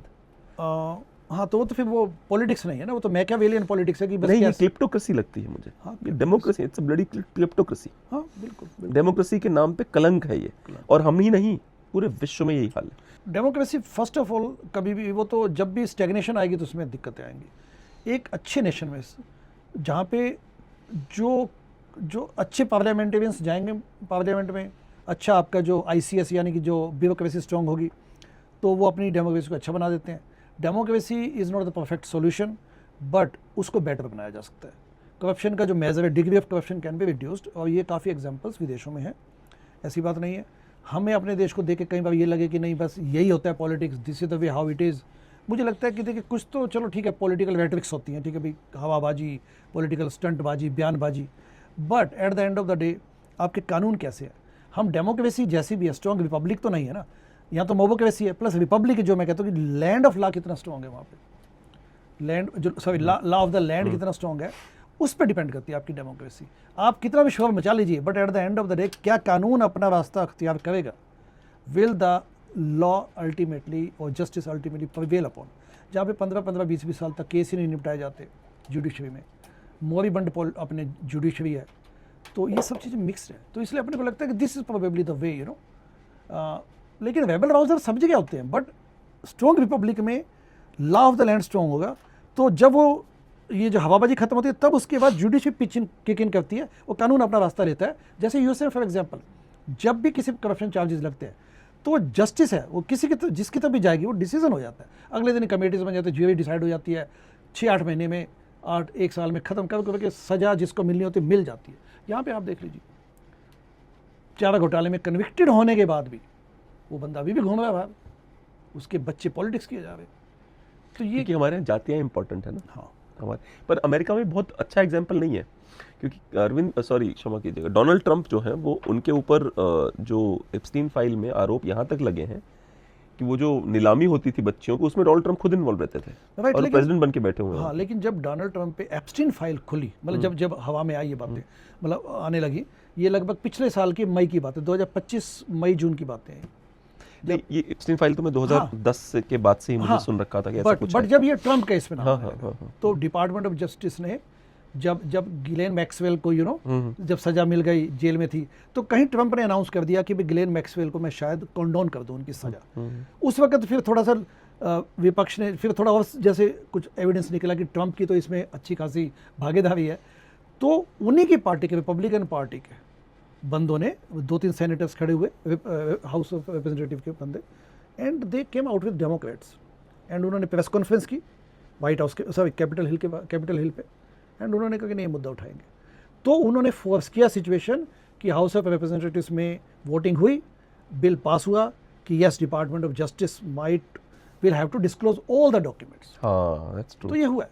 अपने यहाँ पे you can not even expect, Nishikant Dubey का जो आपने एग्जांपल दिया, यहाँ तो चरण चुम्बन है, प्योर दंडवत प्रणाम, मतलब पार्टी लाइन के से आप बाहर गए नहीं, और प्योर मतलब यहाँ पे जो कहते हैं कि फैनेटिक्स और सिकोफेंट्स बैठे। मुझे लगता है कि democracy may not be the best और may not be the perfect solution, but जब ऑल्टरनेटिव्स पे देखते हैं तो लगता है डेमोक्रेसी ही सही है। उसमें भी व्यक्तिगत कैरेक्टर कैसा है उस इंडिविजुअल का, पर्सनल इंटीग्रिटी कैसी है उस लेजिस्लेटर की, उस पॉलिटिशियन की, वो मैटर करती है। इंडिया में त्रासदी है कि जो रिफॉर्म्स, सेंस रिफॉर्म्स, हम अब सिचुएशन ही ऐसी है कि पॉलिटिकल टर्फ जो बन चुकी है अपने पिच है, वो it is absolutely hostile to people with good intention. अब जैसे आप एग्जांपल देता हूँ कि पॉलिटिकल फंडिंग आप क्लीन कीजिए, इट्स ब्लैक मनी पे चली हुई पॉलिटिक्स से आप उम्मीद करें कि रिफॉर्म्स लेके आएंगे। अब इसमें आप सिटीजन वाउचर्स ले आइए या स्टेट फंडेड पॉलिटिक्स ले आइए, तो आप जैसे लोगों को एक इंसेंटिव तो मिलेगा कि चलो मैं चुनाव लड़के देखता हूँ, क्योंकि मेरे कुछ पैसा तो जो मैं अपना खर्च करूँगा तो वो माइक्रो डोनेशन से या सिटीजन वाउचर से मुझे मिल जाएगा, या मैंने इतने वोट लिए तो इतना मुझे स्टेट यानी कि टैक्स जो सरकारी खजाना है वहाँ से मुझे कुछ पैसा मिल जाएगा। आज की तारीख में लोग कहते हैं कि मैं पॉलिटिक्स में जाऊँ, अपना ही पैसा खर्च करूँ, और environment is not suitable to my value system, तो मैं जाऊँ क्यों? That is why people don't go. वो कहते हैं हम पॉलिटिक्स में जाएंगे नहीं, पॉलिटिक्स की बजाय वो कहते हैं हम बच्चों को डॉक्टर्स बना लेंगे, इंजीनियर्स बना लेंगे, सीए, वकील, ये वो, पॉलिटिक्स का नाम मतलब। तो जिस में जहाँ पे कल्चर ये होगी, पॉलिटिक्स की बातें तो खूब करेंगे, लेकिन politics is no for my kids, then you can not expect that. तो ये सारे सिस्टम अल्टीमेटली मेरा ये मानना है कि पार्लियामेंट लेवल पे रिफॉर्म्स चाहिए, तब जो अच्छे लोग हैं उनको इंसेंटिव मिलेगा देश के लिए कुछ करने को, अदरवाइज तो हम किस किस्म के डिस्कशंस करते रहेंगे। एक मैंने रील डाली थी हमारे देश के महामानव को एक्सपोज करते हुए जी, इंस्टाग्राम पे और ट्विटर पे, उस पे फेसबुक पे। उस पे एक बच्चे ने, बहुत कम उम्र थी उसकी, उसने लंबा चौड़ा एक कमेंट लिखा था। उसने कहा था, भैया मैं चाहता हूँ कि चाइना इंडिया पे कब्जा कर ले। ओह, ठीक है, क्योंकि वो चाइना अगर इंडिया पे अब सुनिए उसकी सोच सुनिए, ब्राह्मण था वो लड़का, nothing to alienate Brahmins, Sure. but he has his own thought process. Every individual has their own thought process. तो वो कहता है कि चाइना अगर कब्जा कर लेगा, भैया देखिए जितने भी लोग जो टैलेंटेड हैं, चाहे अपर कास्ट हो चाहे लोअर कास्ट हो, क्योंकि चाइना टैलेंट को तरजीह देगा, जो टैलेंटेड होते हैं आप पहुंच जाएंगे ऊपर सबके सब, जो नहीं टैलेंटेड हो जहाँ है वहीं रहेंगे। ठीक है, इस्लाम को सॉल्व कर ही रहा चाइना अपने यहाँ भी सॉल्व कर देगा, इस्लाम की प्रॉब्लम ही नहीं कोई भी, लिख रहा है वो, इस्लाम तो चाइना वहाँ भी सॉल्व कर रहा है, यहाँ भी सॉल्व कर देगा। ठीक है, फिर वो लिखता है कि क्या कहते हैं उसे, धीरे धीरे वैसे भी कब्जा कर ही जा रहा है, थोड़ा है ना, पूरा ही ले ले और साला कम से कम चैन की जिंदगी तो मिलेगी। अब सोचिए इस लेवल की सोच हो गई है लोगों की, बताइए इस स्तर तक जा चुके मेंटली। और ये देश का एक किड जो कि देश का आगे सिटीजन बन के देश के लिए आप एक्सपेक्ट करते हो देश के प्रोग्रेस में कंट्रीब्यूट करेगा, उसकी सोच है। और वो भी नहीं, फ्रस्ट्रेशन का लेवल सोचिए ना, Exactly. क्या फ्रस्ट्रेशन का क्या लेवल होगा उसका, बताइए। क्यों कह रहा है चाहे मैं चाहता हूँ चाइना कब्जा कर ले, बताइए, बहुत सारी प्रॉब्लम सॉल्व कर देगा। उसको अपने पॉलिटी में विश्वास ही नहीं है, आपको है, मुझे है, इसको है, किसको है, नहीं, अंदर से संशय है, किसको है। मतलब मैं डेमोक्रेसी की जो चर्चा होती है, मैं तो उस दिन के लिए रोता हूँ जिस दिन वो सरदार पटेल नाम के व्यक्ति ने 562 रियासतें खत्म कर दी। कम से कम कहीं तो अच्छे शासन दिखता है कि भाई ये बड़ा अच्छा कर रहे हैं यार, इनकी तरफ चलते हैं, वहां चलते हैं, वहां चल के सेटल होते हैं। मतलब आपने 562 रियासतें खत्म करके ये दे दिया हमको यार, ये लो, ये रहा संविधान। नहीं, सरदार पटेल की गलती नहीं है, वो उसके बाद जिन्होंने संभाला वो भ्रष्ट होते गए। सरदार पटेल ने तो इंटीग्रेट किया देश को, आपको एक नेशन दिया, नहीं तो यहाँ तो बाल्कनाइजेशन होने को तैयार था ये तो India. Hypothetically it's balkanized, hypothetically it's balkanized, but right now वही वाली बात, एक नाव में सब सवारी कर रहे हैं अभी। We are a nation but we are we are dealing with so many issues which are divisive in nature, polarizing in nation. आप एक बात तो बताइए, विकास जो की लोग बात जो लोग अमेरिका भाग के गए हैं, अब आ जाते हैं एक और मुद्दे पे जो मुझे आपसे डिस्कस करना था। जी, जो लोग अमेरिका भाग के गए हैं, हो सकता है उन 500 बार, हो सकता है हैदराबाद का निजाम ऐसी सुविधा दे रहा होता कि यहाँ का सारा टैलेंट हैदराबाद में काम करता। अभी हो भी- सकता है कश्मीर का राजा सुविधा दे रहा होता कि जो टैलेंट जो देश छोड़ के भाग रहा है अब वो यहीं जाकर काम कर अभी लेता। भी फेडरल स्ट्रक्चर है अपने देश का, किसी एक स्टेट को उस किस्म का इंफ्रास्ट्रक्चर एंड एनवायरनमेंट क्रिएट करने से वहां के चीफ मिनिस्टर को किसी ने रोका नहीं है। तो पार्टी में बटा हुआ है ना, वो तो अपनी पार्टी लाइन ले रहा है। वो कह रहा है भाई हाँ, बिल्कुल ठीक। आपको आपसे ज्यादा कौन जानता है कि कर्नाटका से इतना बंधा हुआ है मेरा माल, इतना आना चाहिए भाई, इसलिए महाराष्ट्र से इतना आना चाहिए भाई, यहाँ से इतना आना चाहिए भाई। अब बिल्कुल आप मैं सहमत हूं, क्योंकि we are talking ultimately political पार्टियों की जो मोनोपोली अपने देश पे आ चुकी है, इनका जो गुब्बारा है वो डिफ्लेट करना पड़ेगा। They are larger than life for people. इन्होंने जिस प्रकार से एक स्ट्रेंथ गेन की हुई है, उसके नाम पे गिरोह बन चुके, गैंगस्टर्स बन चुके हैं पॉलिटिशियंस एंड पॉलिटिकल पार्टीज, उसको आपको डिफ्यूज करना पड़ेगा, डिसमेंटल करना पड़ेगा उस तंत्र को, and political reforms, electoral reforms लाने पड़ेंगे ताकि स्वच्छता सच्चाई की राजनीति वास्तव में हो सके। who will do it? They might get killed. Who will get the bell? But they might get killed. मार दिए जाएंगे लोग। नहीं, वो तो मुद्दा ही नहीं उठाते पार्लियामेंट में। हाँ हाँ। मुद्दा तो उठाया किसी ने, आपने आज तक। अब आप सोचिए कि देश का सबसे ताकतवर व्यक्ति, 56 इंच के सीने वाला आदमी, संसद में खड़े होकर रोने लग जाता है कि ये लोग कह रहे थे मोदी तेरी कबर खुदेगी। Can you beat that?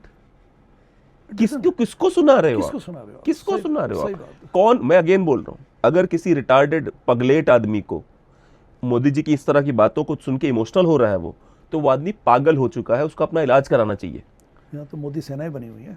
बन जाए सेना, लोगों को अपना इलाज कराना चाहिए। अगर उनको लगता है कि देश का सबसे ताकतवर आदमी खाली एक डायलॉग मोदी तेरी कबर खुदेगी में इतना दुखी हो जाएगा कि उसको लगेगा ओ माय गॉड मेरी कबर ही खुद गई। जनता को ये समझना होगा कि ये जो चुने हुए प्रतिनिधि हैं, चाहे वो एमएलए है, एमपी है, ये जनता ने डिसाइड किया कि आपको हम अगले 5 साल के लिए एक जिम्मेदारी दी है, एक निश्चित सैलरी पे आप हमारे लिए काम करेंगे। ये माइंडसेट जनता को लाना पड़ेगा। They are slaves to us, they are not slaves, they are servants to us, us means taxpayers, and उनको एक स्पेसिफिक जिम्मेदारी दी गई है कुछ सालों के लिए, नथिंग मोर देन दैट। आपकी बातें सुन के लगता है कौन से पुराने जमाने की बातें कर रहे हैं आप? कहाँ ऐसा होता है? ये इस तरह की चर्चा होती थी इस देश में 1990 में, 1995 में, 2004 2005 तक। कांग्रेस ने तो आरटीआई भी लाया ना भाई, लाया तो उन्होंने ही था। आप कितना उनको करप्ट बोलिए, वो तो पर आरटीआई ले आए ना, वो डाइल्यूट कर दी गई, अब डायलूट कर दी गई। Yes. जो महामानव है इन्होंने बोला कि आरटीआई कुछ नहीं होता, हम देख लेंगे। अब हिंदू धर्म बचाना नहीं बचाना ये बताओ। हिंदू धर्म बचाना है तो करप्शन हटाइए सबसे पहले। नहीं, हम करप्ट है वो बर्दाश्त करो, क्योंकि तभी हिंदू धर्म बचेगा। हिंदू धर्म बचाने के लिए आपको, अब जैसे कई सो कॉल्ड कट्टर हिंदू हैं जो ऐसे वो अपने वो बनाते हैं, व्लॉग्स बनाते हैं, वीडियो व्लॉग्स करते हैं, वो लिखेंगे कि तुम्हें प्याज सस्ती चाहिए ना, जब हिंदू धर्म खत्म हो जाएगा तब देखना। हम लाइक कि डूड, ये कौन सा लॉजिक है? एग्जैक्टली, ये कौन सा लॉजिक है कि मुझे प्याज सस्ती नहीं मिले क्योंकि मैं हिंदू धर्म बचाना चाहता हूँ? भाई अगर सरकार की बस में नहीं है तो बोले भाई हम सॉरी, हम कर नहीं सकते प्याज सस्ती। मतलब हमारी सरकार जो current so called right wing की सरकार है, उसके एक मुख्यमंत्री हैं महाराष्ट्र के, देवेंद्र फडणवीस जी, वो महाराष्ट्र की सभा में खड़े हो गुस्से में कहते हैं कि 52 जातियों को हमने दिया, मुसलमानों की 52 ओबीसी कास्ट को हमने रिजर्वेशन दिया। कौन से मुसलमानों से बचा रहे हैं वो आपको? एग्जैक्टली। कौन से मोदी जी चौड़े में सीना ठोक के कहते हैं कि मैंने इतनी 22 जातियां थी उसको 42 कर दिया, पता नहीं ऐसे कि नंबर जो न्यू में सीना ठोक के कहते हैं वो। मुस्लिम समाजाच्या पाठीशी आम्ही उभे राहू, मुस्लिम समाजाच्या पाठीशी आम्ही उभे राहू। अध्यक्ष महोदय, या ठिकाणी अध्यक्ष महोदय मी अतिशय स्पष्ट भूमिका मांडली आहे। अध्यक्ष महोदय, मुस्लिम समाजातल्या 52 जातींना ओबीसीतलं आरक्षण युतीचं सरकार होतं तेव्हा आम्ही दिलं, आणि म्हणून अध्यक्ष महोदय हिंदू लोग क्या उम्मीद कर रहे हैं? मतलब मैं समझ नहीं पाता हूं कि आंखें कैसे नहीं खुलती हैं। Good question. क्या मतलब क्या चाहिए? मैं बताता हूँ आपको। देखिए, एक बात बड़ी तय है, हाँ, आपकी फ्रस्ट्रेशन मैं समझता हूँ, बट आम आदमी की फ्रस्ट्रेशन भी यही है। आप ये मत सोचिए कि लोग समझते नहीं हैं। India at this point is ready for a revolution, क्रांति। हम क्रांति आएगी कैसे, कौन लीड करेगा? You need saintly people.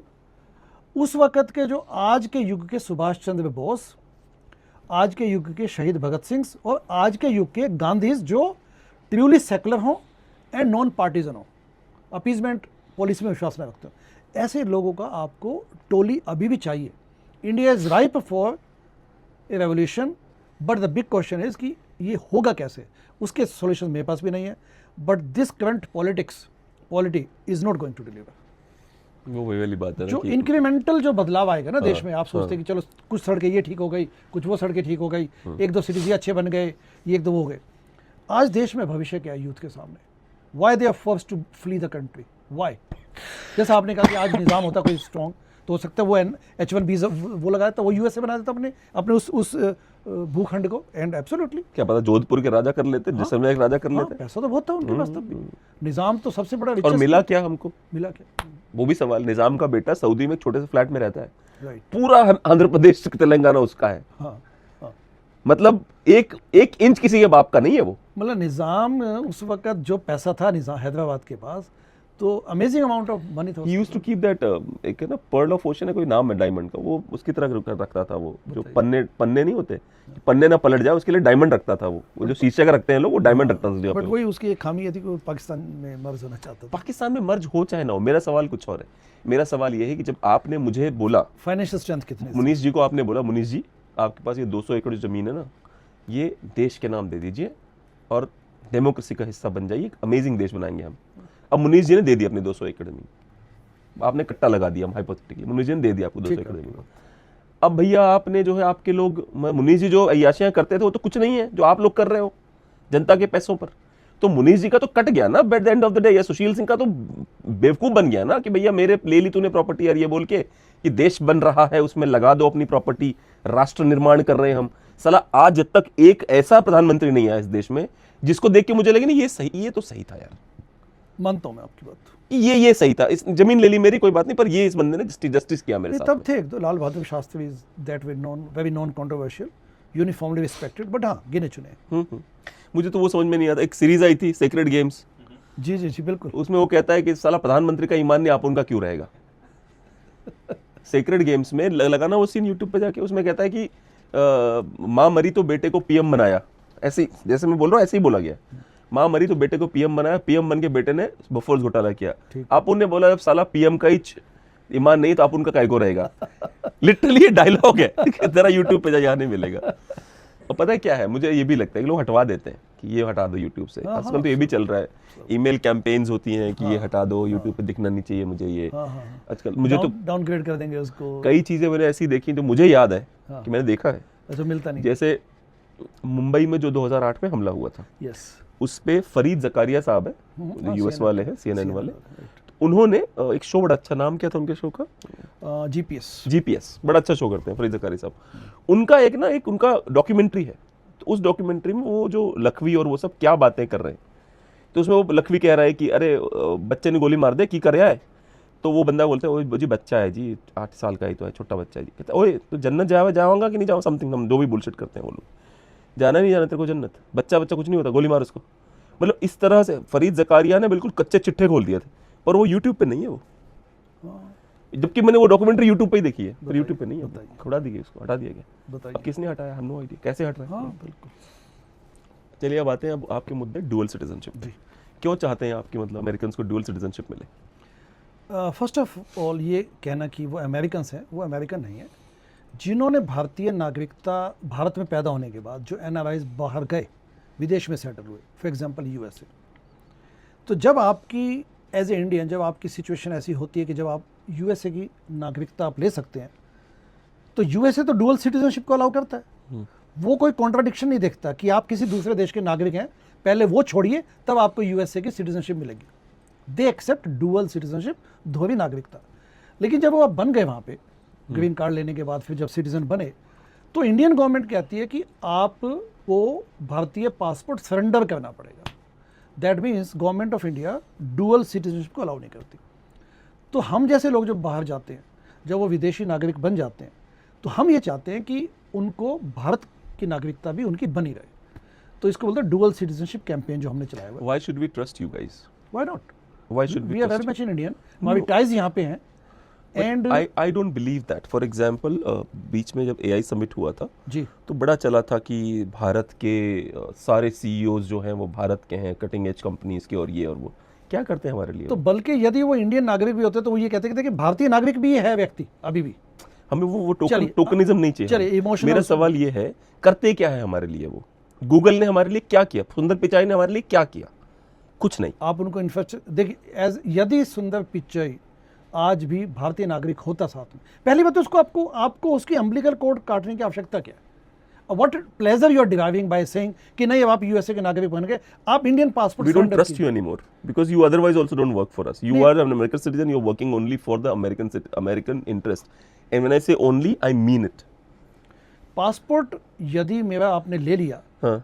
तो मेरी सिचुएशन कैसे चेंज हो गई? टेक्निकली तो मैं अभी भी भारतीय हूँ, मैं अभी भारत को अपना पैसा भेजता हूँ, मेरे यहाँ पे टाइज अभी भी हैं, तो भारतीय इंटरेस्ट में क्यों नहीं रखूँगा? मैं तो अभी भी चाहता हूँ। एनआरआईज जितने पैट्रियोटिक होते हैं क्योंकि वहाँ डिस्पैशनेटली देखते हैं, एनआरआईज वहाँ जब भी सेटल हो जाते हैं वो अपने देश के लिए हमेशा कुछ करते हैं।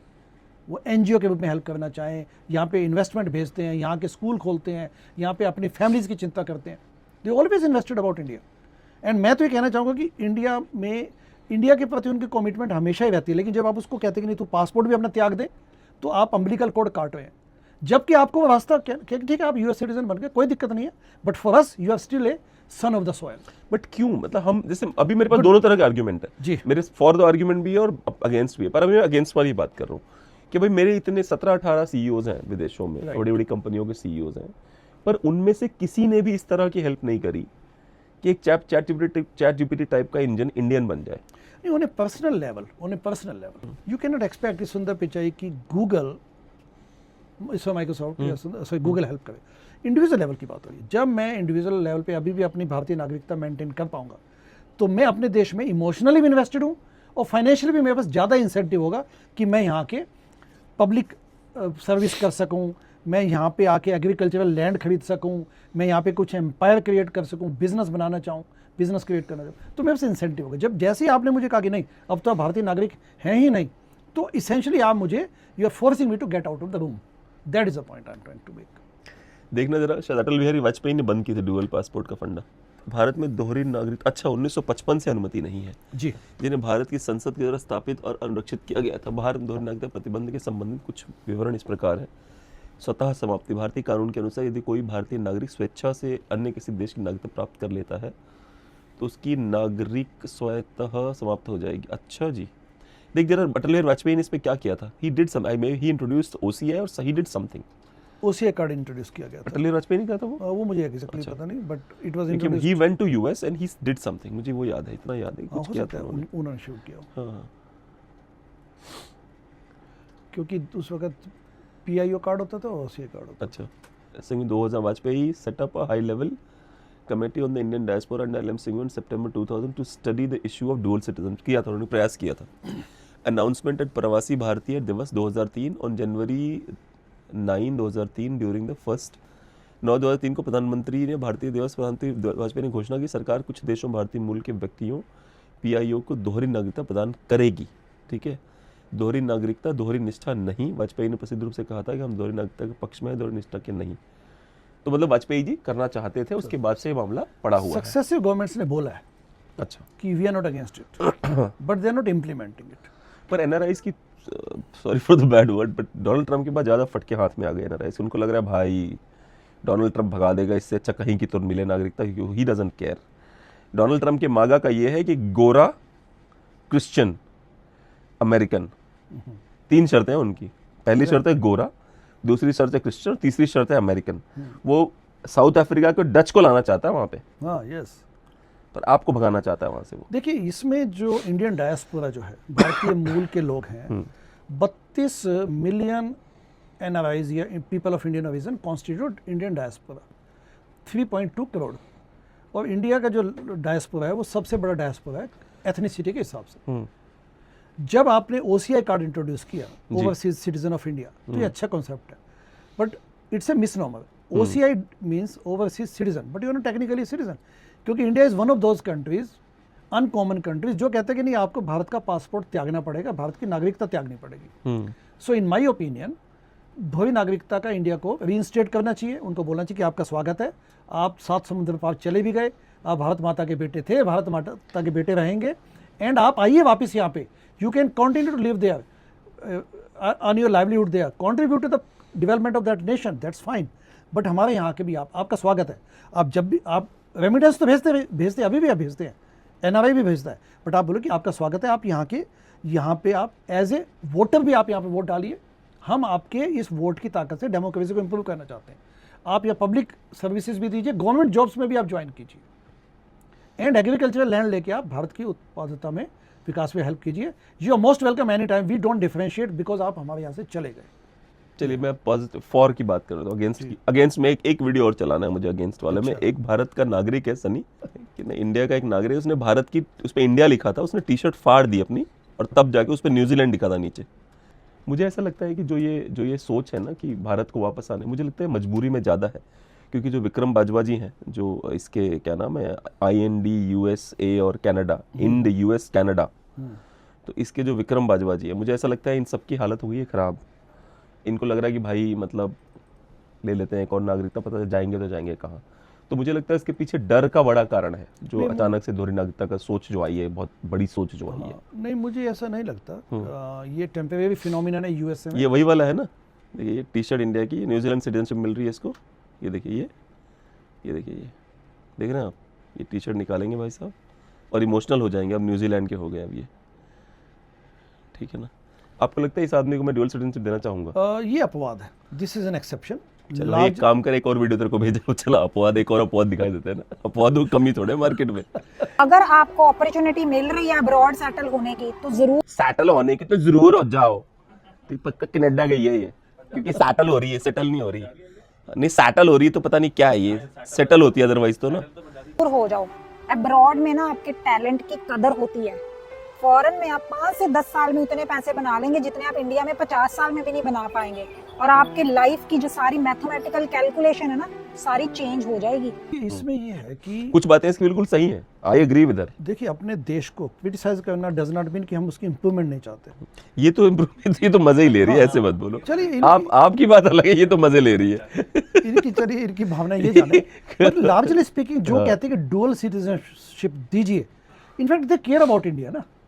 जो विदेश की नागरिकता ले चुका है वो तो इंडिया को बड़े आराम से अबेंडन करके कह सकता है कि I have nothing to do with that. Dual citizenship तो बल्कि कंस्ट्रक्टिवली देखा जाना चाहिए कि yes we still care about India. मैं इंडिया में पैदा हुआ था एंड मैं अभी भी अपनी अम्बिलिकल कोड को कटवाना नहीं चाहता। Please don't sever my umbilical cord, my ties with India and I care. मैं कब जाने किस सिचुएशन में कैसी क्या नौबत आए कि मैं अपने देश में ही ज़्यादा समय बिताना चाहूँ, ज़्यादा आके प्रोडक्टिविटी अपने देश में वापस देना चाहूँ। है तो सिर्फ 15 साल के लिए आओ, रहो यहाँ पे, कौन रोक रहा है? नहीं, बट देखिए, जब आप उनके कुछ मौलिक राइट्स आपने ले लिए ना, I can not come and join a government service, I can not come and contribute to the public life. आप मुझे वोटिंग राइट आपने ले लिया, मैं हो सकता है यहाँ पे लेजिस्लेटर बन के, everyone is not going to come and contest elections, but भावना समझिए।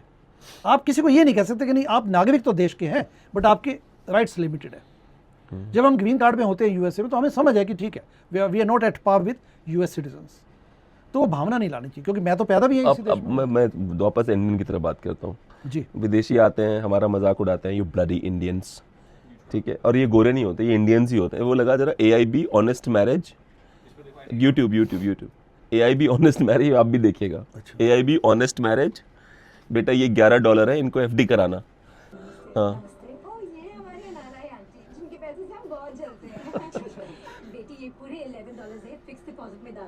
बाप रे बाप, सो demeaning, so demeaning, stop it. ये है हमारे NRI, सो डीमीनिंग। ये तो वैसे फन के लिए बना है, but this is making fun of NRIs as well. This is made for fun only, ये बना ही फन के लिए, बट इसमें ये NRI की मानसिकता को भी बहुत प्यारे से दिखाया इन्होंने कि देखो ये होते हैं NRI लोगों की मानसिकता की ये $11 बेटा इसका फिक्स्ड डिपॉजिट करवाना। पहली बात तो भारत की आर्थिक स्थिति बहुत अच्छी हो चुकी है, पर कैपिटल इनकम भले ही कम हो, but anyway we are growing as a economy. मुझे लगता है कि भारत के जो बाहर जो बैठे हैं, जो दूसरे देशों की नागरिकता प्राप्त कर चुके हैं, वो यदि भारत में अभी भी कहते हैं कि हमें द्वितीय नागरिकता दीजिए, dual citizen, they care about the country. उनके पास अदरवाइज कोई इंसेंटिव नहीं है। वो चाहते हैं कि बल्कि हमारा जो टनल है, जो ब्रिज है, वो वैसे ही मेंटेन हो ताकि मेरे पास पूरी स्वायत्तता हो कि मैं अपने देश में जब भी जैसी परिस्थितियाँ हों, कभी वहाँ ज़्यादा टाइम स्पेंड करना चाहूँ, कुछ ज़्यादा बिजनेस वहाँ ज़्यादा करना चाहूँ, अपना समय ज़्यादा स्पेंड करना चाहूँ, इन्वेस्टमेंट ज़्यादा करना चाहूँ, या जो भी मेरे एवोकेशन है या जो भी मेरा जॉब है मैं वहाँ ज़्यादा देना चाहूँ अपने देश को प्रोडक्टिविटी, तो रास्ता खुला होना चाहिए, न कि उस पर पाबंदियाँ लगे कि नहीं अब तो आपको OCI कार्ड मिलेगा, अब आपकी लिमिटेड पावर्स हैं, आप ये कर सकते हैं वो नहीं कर सकते। मुझे लगता है शायद करंट सरकार ने इस मुद्दे पे चर्चा भी नहीं करी। आई डोंट थिंक करंट सरकार कोई प्लान है इस पे। यही तो अनफॉर्चुनेट सिचुएशन है कि बीजेपी जो अपने आप को बड़ा पैट्रियोटिक और नेशनलिज्म से जोड़ती है, वो अपने देश, अब देखिए जब ओवरसीज बीजेपी है, वो जो बैठे हैं वो भी तो यूएस सिटीजन ही हैं काफी लोग, क्योंकि आप शक्ल देख के तो नहीं कह सकते कि आप ग्रीन कार्ड होल्डर हैं, कि आप H1 वीजा पे हैं, कि आप यूएस सिटीजन हैं। जब मोदी जाते हैं तो जब वो रैली संबोधित करते हैं, ह्यूस्टन में किया उन्होंने, तो आप ये ध्यान दीजिए कि उसमें दुनिया भर के जो इंडियन ओरिजिन के लोग आए हुए थे, उसमें से काफ़ी संख्या में तो सिटीजन्स होंगे, काफ़ी संख्या में यूएस सिटीजन्स होंगे, तो टेक्निकली तो आपको उनकी मदद भी नहीं लेनी चाहिए, because US citizen as US citizen they should not be even attending a political rally for Indian prime minister, where a Republican candidate will be announced. या अब की बार ट्रम्प सरकार। हाँ, तो मुझे लगता है कि there is a mutual benefit, investment, emotional connect बना रहेगा, एंड कोई सिक्योरिटी इश्यूज नहीं है, कोई निष्ठा का इशू नहीं है। डुअल सिटीजनशिप मॉडर्न जमाने में आप देखें, आप जहाँ पे भी है वहाँ पे आपको इनफैक्ट कंट्रीब्यूट करना भी चाहिए अपने भारतीय संस्कृति का, तो बल्कि ये भी है कि आप जहाँ पे हैं वहाँ पे लोकल कम्युनिटी में आप इन्वेस्ट कीजिए अपने आप को। तो भारतीय संस्कार तो हमें यही कहते हैं कि आप अमेरिका गए तो आप वहाँ पे लोकल, वहाँ you be a part of the community और उसकी ग्रोथ में हेल्प कीजिए, but at the same time जिस माता ने आपको जन्म दिया है, क्योंकि हम तो भारत माता बोलते हैं ना, India is the only exception कि वो अपने देश को माता कहता है, हम भारत भूमि कहते हैं, भारत माता कहते हैं। तो यदि ऐसे में आप ऐसी सिचुएशन क्रिएट करें कि नहीं आपका तो नाता कट चुका है, दैट इज़ अनफॉर्चुनेट। प्रधानमंत्री जी ने भी इजराइल में कह दिया है कि Israel is the fatherland, India is a motherland. Oh my goodness, you didn't hear it? No I heard that, but अच्छा, एक और करते हैं, वो नहीं कुछ चलाना नहीं है। I want to get into the rabbit hole of लोग NRI बने ही क्यों, क्योंकि पिछले 3 सालों में 2023 में सबसे ज़्यादा लोगों ने भारत छोड़ा। अगर हमारी जो सक्सेस स्टोरी है, जो 4 ट्रिलियन हमारी बेची जाती है हमको, अगर ये जेन्युइनली सचमुच में जेन्युइन स्टोरी होती, तो मुझे नहीं लगता कि प्रतिभा का इतना बुरा पलायन वो टॉप लेवल से होता जो हो रहा है इस देश में। तो सबसे ज़्यादा शायद 1 मिलियन लोग गए हैं 2023 के अंदर, शायद 1 मिलियन लोग एक साथ निकल गए हैं या ज़्यादा लोग, कुछ और लोग। तो जो टॉप लेवल के लोग हैं 1 मिलियन लोग, वो क्यों छोड़ेंगे देश को? क्योंकि हमारे देश में हिपोक्रेसी ऐसी है कि हम कहते तो हैं कि ईज ऑफ डूइंग बिजनेस, जबकि आप बाहर से आते हैं तो आप देखते हैं धूल। आई एम नॉट, मैं कंसर्न इंडियन या एक NRI के रूप में बोल रहा हूँ। जी जी। जब मैं आता हूँ तो मैं तो समझ पाता हूँ कि डाइकॉटमी है, ये हिपोक्रेसी दिख रही है यहाँ पे, धूल गर्दी, आप ऑफिस में जाए तो आपको चक्कर काटने पड़ते हैं, आप एक LLC या एक बिजनेस फर्म बनाना चाहे तो आपको एड़ी चोटी का जोर लगाना पड़ता है, बिना पैसे दिए कोई काम नहीं होता। बिना पैसों के अलावा जो सिस्टम्स हैं, जो आपने कानून बनाए वो भी बड़े पुराने ज़माने के हैं, आर्केइक इन नेचर है वो। अभी भी ठप्पा लगाइए स्टैंप का, सिग्नेचर लगाइए, ये अच्छा वेबसाइट्स नहीं चलती इंडिया में, बिल्कुल नहीं। अपने देश में सरकारी वेबसाइट्स नहीं चलती, तो अब उसके बाद आप ये क्लेम करना कि हम आप वापस लौट आइए। आप एक नॉर्मल सिटीजन से एक्सपेक्ट क्या करेंगे जब आप 35-40% टैक्स ले लेते हैं? मतलब we are talking about high net worth people, HNIs, या जो अपर मिडिल क्लास या रिच क्लास के लोग हैं, वो 40% टैक्स देते हैं। 40% टैक्स आप न्यूजीलैंड, USA या UK में देते हैं, तो आपको सोशल सिक्योरिटी मिलती है, आपको हेल्थ केयर मिलती है। यहाँ पे तो कुछ रिटर्न में क्या मिलता है? जो कॉर्पोरेट ऑफ वर्ल्ड में काम करते हैं अपने यहाँ पे जो लोग, टैक्सेस उनके बहुत कटते हैं, बट उनका रिटर्न में क्या मिलता है? -40 नंबर पाए हुए लोग MD करके उनका इलाज करेंगे ना, ये भी। तो भाई अगर मतलब अगर मैं रिजर्वेशन के थ्रू आए हुए डॉक्टरों से इलाज भी ना करवाऊँ तो टैक्स क्यों दिया मैंने फालतू में? हाँ, तो ये सारी चीजें हैं अपने। ये भी एक सुविधा है कि भाई -40 से मिला होगा। MBBS करने के बाद अगर उसने केवल जैसे गोले भर रहे जाते ना, उसने खाली AA भी भरता वो, तब भी उसके 30% आते। एग्जैक्टली। अगर वो व्यक्ति, सोचो वो गधे पने के किस लेवल पे रहा होगा। और टोटल 39-40 स्टूडेंट है जिन्होंने जो -40 से 0 तक है, 1 वाले को भी नहीं लिया। इस तरह से तो 35-36 तक बड़े सारे लोग हैं। -40 से 0 तक 39-40 स्टूडेंट हैं जो -40 से 0 तक आए थे, जिनका सिलेक्शन हुआ है।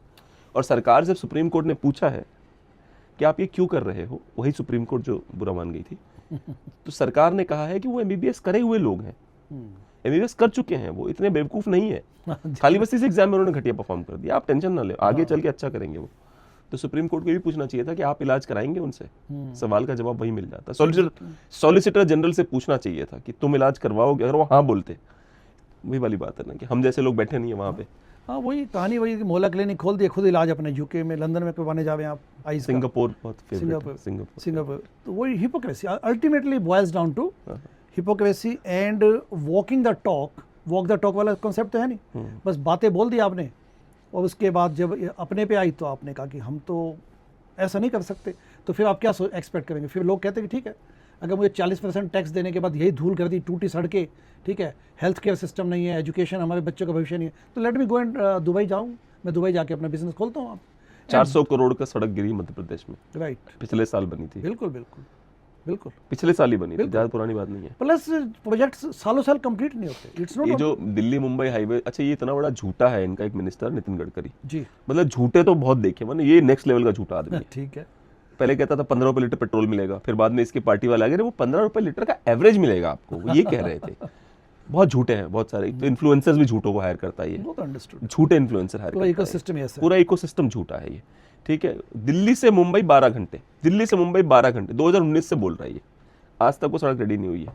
जो दिल्ली से ग्वालियर वाली सड़क है, मैं मुंबई गया था अपनी गाड़ी लेके, दिल्ली से ग्वालियर वाली सड़क भी पूरी तरह से बनी नहीं है, खराब है। याद है तेरे को, हम नीचे उतर के चले गए किसी और रोड से, पतली सड़क थी, पूरा ट्रैफिक उस पर था भर भर के क्योंकि वो बंद है, खराब हो चुकी है वो सड़क, तो बंद है वो सड़क, तो आप नीचे उतर के जाते हो पतली सड़क पे और पूरा ट्रैफिक उस पर आ जाता है। सबको लगता है दिल्ली से मुंबई बन चुकी है तो उस पर जाते हैं लोग, तो पता चला भाई वो खराब है। तो ऐसे ऐसे लोग तो मिनिस्टर हैं। पर आपको एक सवाल बताता हूँ, सबसे गहरा क्या है, जड़ में क्यों है, लोगों ने एनआरआई बनने की कोशिश कब की? एक आया था मंडल कमीशन, बिल्कुल बिल्कुल, ठीक है, 1990 में मंडल कमीशन आया था। 1979 में जनता पार्टी ने शुरू किया था, प्रधानमंत्री नेतृत्व वाली राजनीति सरकार ने, और उसको लागू किया 1990 में। इन्होंने 27% ओबीसी को आरक्षण दिया 1990 में, वीपी सिंह ने, और मेरी कास्ट का था वो आदमी, बहुत ही वो था, क्या कहते हैं उसको, राजा के लायक नहीं था। उसका बड़ा भाई बहुत शानदार था बाय द वे, अच्छा, वीपी सिंह का एक सगा बड़ा भाई था। वीपी सिंह का बड़ा भाई सबको जानता था राजनीति में, और वो सचमुच में राजा था। चौड़े लोग नहीं होते बिल्कुल बहादुर जो होते हैं, जो राजपूत जाने जाते हैं, ये तो बड़ा ही लुजलुजा सा लूजर टाइप का आदमी जो किसी तरह से ऊपर पहुंच गया अपने भाई के दम पे, और वहां जाके जिसमें ये माहिर था, जिसमें हमारे आज के हर पॉलिटिशियन माहिर है, इधर उधर करने में, चोरी चकारी करके जुगाड़ करके सेटिंग करने में, अरुण नेहरू को पसंद आ गया, उसके बाद तो ये पीएम बन गया। आई थिंक चांदा का राजा, पता नहीं कहाँ का राजा था, मांडा का राजा। ये मांडा के राजा के घर पे पिताजी जाते थे, मतलब इसके जो बाप थे बीपी सिंह वगैरह, पिताजी काफी वृद्ध थे, तो जाते थे, उन्होंने बाघ पाला हुआ, पिताजी कहानी बताते थे। अच्छा, हाँ, उनके राज मेजा के जंगल इलाहाबाद में, वहीं मांडा का राज है, जो इलाहाबाद में राजा का मांडा है। हाँ, एनीवेज, तो ये 1990 में लागू हुआ। अब देख प्रतिभा पलायन कब से शुरू हुआ, इसके बाद ही प्रतिभा पलायन शुरू हुआ भारत से, उसके पहले लोग भारत में ही भविष्य ढूंढते थे। 1970 से 90 के दशक नीचे, इस दौरान डॉक्टरों, इंजीनियरों और वैज्ञानिकों का प्रवास लगातार बढ़ता गया, ठीक है। प्रवासन में तीव्रता 2000 के दशक से वर्तमान तक सबसे ज्यादा इसमें देखी गई है। पर मुझे ऐसा लगता है कि सबसे ज्यादा जो शुरुआत हुई वो 1990 के बाद शुरू हुई, जब अपर कास्ट को लगा कि मेरा यहाँ कोई फ्यूचर नहीं है, तो अपर कास्ट ने बोला हम चलते हैं विदेशों में, हमारा कोई, क्योंकि सुंदर पिचाई, सत्या नडेला, देखना सबकी कास्ट क्या है, ब्राह्मण मिलेंगे सबके सब, ये विवेक रामास्वामी, कैश पटेल, आप सबके सब आपको अपर कास्ट मिलेंगे जो वहां पहुंच के यूएस में बड़े नाम कमा रहे। कैश पटेल था, पटेल दो तरह के होते हैं ना, एक पटेल ओबीसी है, और जो यहाँ के पटेल हैं गुजरात के, वो वाले पटेल हैं, जैसे हमारे कहते हैं जमींदार साहब हैं, वो पटेल वाली उपाधि वाले पटेल हैं गुजरात के बहुत सारे लोग। तभी तो वो एक कौन था वो पटेल जिसने आंदोलन छेड़ा था कि पटेल को ओबीसी में बनाओ। जी जी जी जी जी, हाँ हाँ हाँ, तो बड़े सारे, मुझे ऐसा लगता है 1990 के बाद प्रतिभा पलायन शुरू हुआ। और एक बात वो भी है, 5 करोड़ केसेस पेंडिंग, कितने केसेस पेंडिंग है देखी जरूर भारत में? 5 करोड़, 5 कितने केसेस अदालतों में पेंडिंग है? 5 करोड़, 5 करोड़ के आसपास। कल ही देखा, एक परिवार में 5 व्यक्ति होते हैं ऑन एवरेज। सही बात है, 5-7 लोग, 50 करोड़ तो देखिए अफेक्टेड है। तो मैं क्यों रहूंगा ऐसे देश में? 1/3 ऑफ द पॉपुलेशन। हाँ, बिल्कुल फ्रस्ट्रेटेड लोग हैं ना लगातार, मैं क्यों ऐसे देश में रहूंगा? मैं खुद 2 बार जा चुका हूँ यूरोप घूमने के लिए, just to see which country I can go to. मेरी ना आत्मा गवाही नहीं देती अपने माँ बाप की जमीन को छोड़ने की। गुड पॉइंट, आप समझ रहे हो ना? बिल्कुल, वरना मैं ऐसा नहीं है, जिसको जाना है वो निकल जाएगा भाई, फर्क नहीं पड़ता उसको। सही बात है। अब मैं और आप बैठ के सच बोल रहे हैं, अब मेरे घर पे कोई पहुंच जाए इसी को लेकर के, फिर तो मैं श्योर हो जाऊंगा मुझे नहीं रहना अब यहाँ पे। नहीं, विराट कोहली के ऊपर तो बड़े सारे आरोप भी लग रहे हैं ना कि वो क्या शेल कंपनी के चक्कर में ऐसा एलिजिडली आरोप लगाए गए, एलिगेशंस लगे हैं ऐसे बहुत सारे। डर मतलब होता है कि फ्यूचर सिक्योर नहीं दिखता बच्चों के लिए, हाँ, अपनी कमिंग जनरेशंस के लिए, या इवन क्वालिटी का आप लेते हैं। इट्स नॉट कि चलो हम ठीक है पेट भरे हुए हैं, but ultimately when you see the disgusting conditions, तो आदमी को लगता है कि यार you also need an intellectual kind of एक अपने को आपको अपने लेवल एक क्वालिटी ऑफ लाइफ अपनी डेफिनेशन होती है सबकी, क्यों? तो वो क्वालिटी ऑफ डेफिनेशन के हिसाब से लोग डिसाइड करते हैं। जैसे यूएस में पॉडकास्टिंग करता हूँ, मुझे पता है वहां मैं बड़े अच्छे गेस्ट ले आता, ऐसा थोड़े भाई अंग्रेजी आती है मुझे, ठीक है, यूएस की पॉलिटिक्स की इन डेप्थ नॉलेज मुझे है, तो ऐसा नहीं, मतलब मेरा वही वाली बात है ना, राष्ट्र गरीब की मजबूरी है, राष्ट्र गंवार की मजबूरी है। जो आदमी अमीर है, जो आदमी टैलेंटेड है, राष्ट्र उसकी मजबूरी नहीं है। नहीं, मैं इस बात से डिसएग्री करता हूँ। इसे पता है क्या है सुशील जी, अल्टीमेटली एक इंडिविजुअल अपने लेवल पे डिसाइड करता है, eight the end of the day night में तो आदमी अकेले ही बैठता है ना, सोता है, सोने से पहले सोचता है। आपको अभी भी अपने देश में दुनिया भर के ऐसे लोग मिलेंगे जिनके पास एक कॉज है। मैं तो सेवाग्राम में मेडिकल कॉलेज में पढ़ा हूँ, rural medical college, Mahatma Gandhi ji के नाम पे। सुशीला नायर महात्मा गांधी के साथ काम कर चुकी थी, जी, उस मेडिकल कॉलेज में पढ़ा हूँ। हमारे जो मेडिकल टीचर्स उस वक्त हमें पढ़ाते थे, वो सब वहाँ इन्वेस्टेड थे। वो भी तो बड़े सिटीज़ में भी जा सकते थे, बिल्कुल। तो ऐसा नहीं है, बाबा आमटे को ले लीजिए, अन्ना हजारे ले लीजिए, ठीक है, विनोबा भावे ले लीजिए, ये अभी भी अपने को अच्छे स्कूल टीचर्स, अच्छे आर्किटेक्ट्स, अच्छे वकील, people get invested, locally invest होते हैं। एक MBBS पढ़ने के बाद भी वो अपनी कम्युनिटी में जाके सर्व करता है। लाइकलीहुड उसकी ज़्यादा है कि वो अपनी कम्युनिटी में वापस जाके कहीं क्लिनिक खोलेगा, या उसकी शादी होनी है, उसको आगे अपने परिवार के साथ वापस ही has to give back to the community and to the family. ऐसा नहीं है, वो लोग अपने डिसीजन मेकिंग खुद करते हैं कि मुझे क्या चाहिए। उसको वहाँ चाहिए एक ऐसी सोसाइटी जिसमें उसकी फुलफिलमेंट हो, उसको प्राइड आए उस पर। ये मैंने जो शब्द बोला है, उसको प्राइड फील करना चाहिए कि यस, मुझे समाज ने दिया, मुझे डॉक्टर बनाया, इंजीनियर बनाया, मेरे माता पिता ने बनाया। फर्स्ट ऑफ ऑल माता पिता डिसीजन मेकिंग करते हैं, फिर परिवार होता है, फिर समाज होता है, एंड फिर तब आदमी सोचता है। तो उसको लगता है कि हाँ, मुझे फुलफिलिंग है, मैं वापस आया हूँ, मैं हैप्पी, मेरे पास इंटेलेक्चुअल इनपुट भी मुझे मिलती है, मुझे समाज भी यहाँ पे अपनी इज्जत देता है। लेकिन जब वो देखता है कि पखंडीपना देखता है, जब वो देखता है कि वॉक द टॉक नहीं करती हमारे पॉलिटिशियंस, हमें तो कहते हैं कि वंदे मातरम बोलो, भारत माता की जय बोलो, लेकिन यहाँ तो भ्रष्टाचार है। सड़कें इसलिए नहीं बनती क्योंकि ना सड़कें, इन सड़कों की बैड क्वालिटी के पीछे कई लोगों के पेट भरे जा रहे हैं। जब आप मथुरा रोड पे फरीदाबाद की तरफ चलते हैं तो आपको पता है सड़क तो चौड़ी है, लेकिन जो उल्टी दिशा से गाड़ी आ रही है उसके पीछे हफ्ता वसूली की जा रही है। They are being allowed there, then you feel disgusted.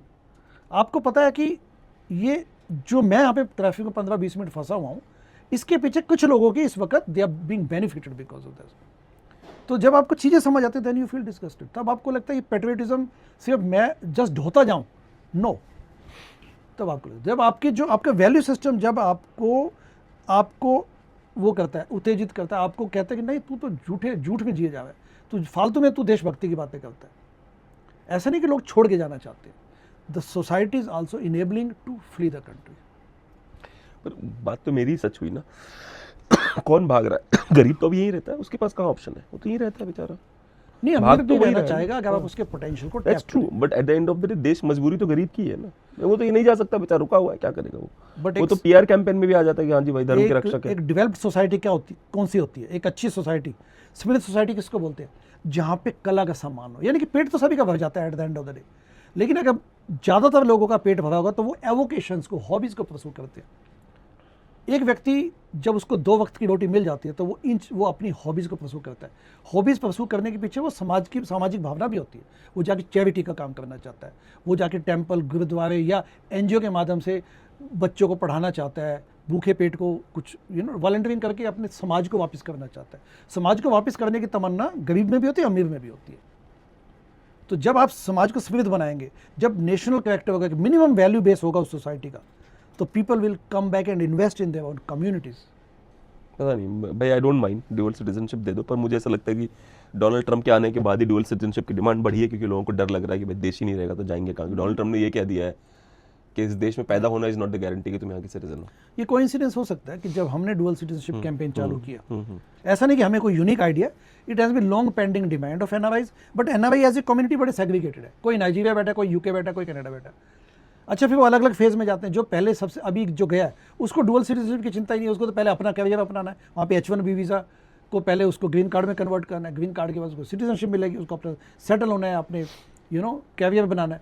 तो उसको ये देखना कि आपकी भारतीय नागरिकता छीन जा सकती है कुछ सालों बाद, वो उसके दिमाग में है नहीं, ठीक है। सो ये सब तो फेज में होते हैं, they also passing through many phases, but it is just a मियर coincidence कि जब हमें लगा कि हम इस मुद्दे को उठाते हैं, तो that is aspiration of so many people, millions of people, and believe me NRI care about their country, इसमें कोई डाउट नहीं है। ये अपवाद हैं कुछ, बट लार्जली स्पीकिंग मेरे पास बहुत है।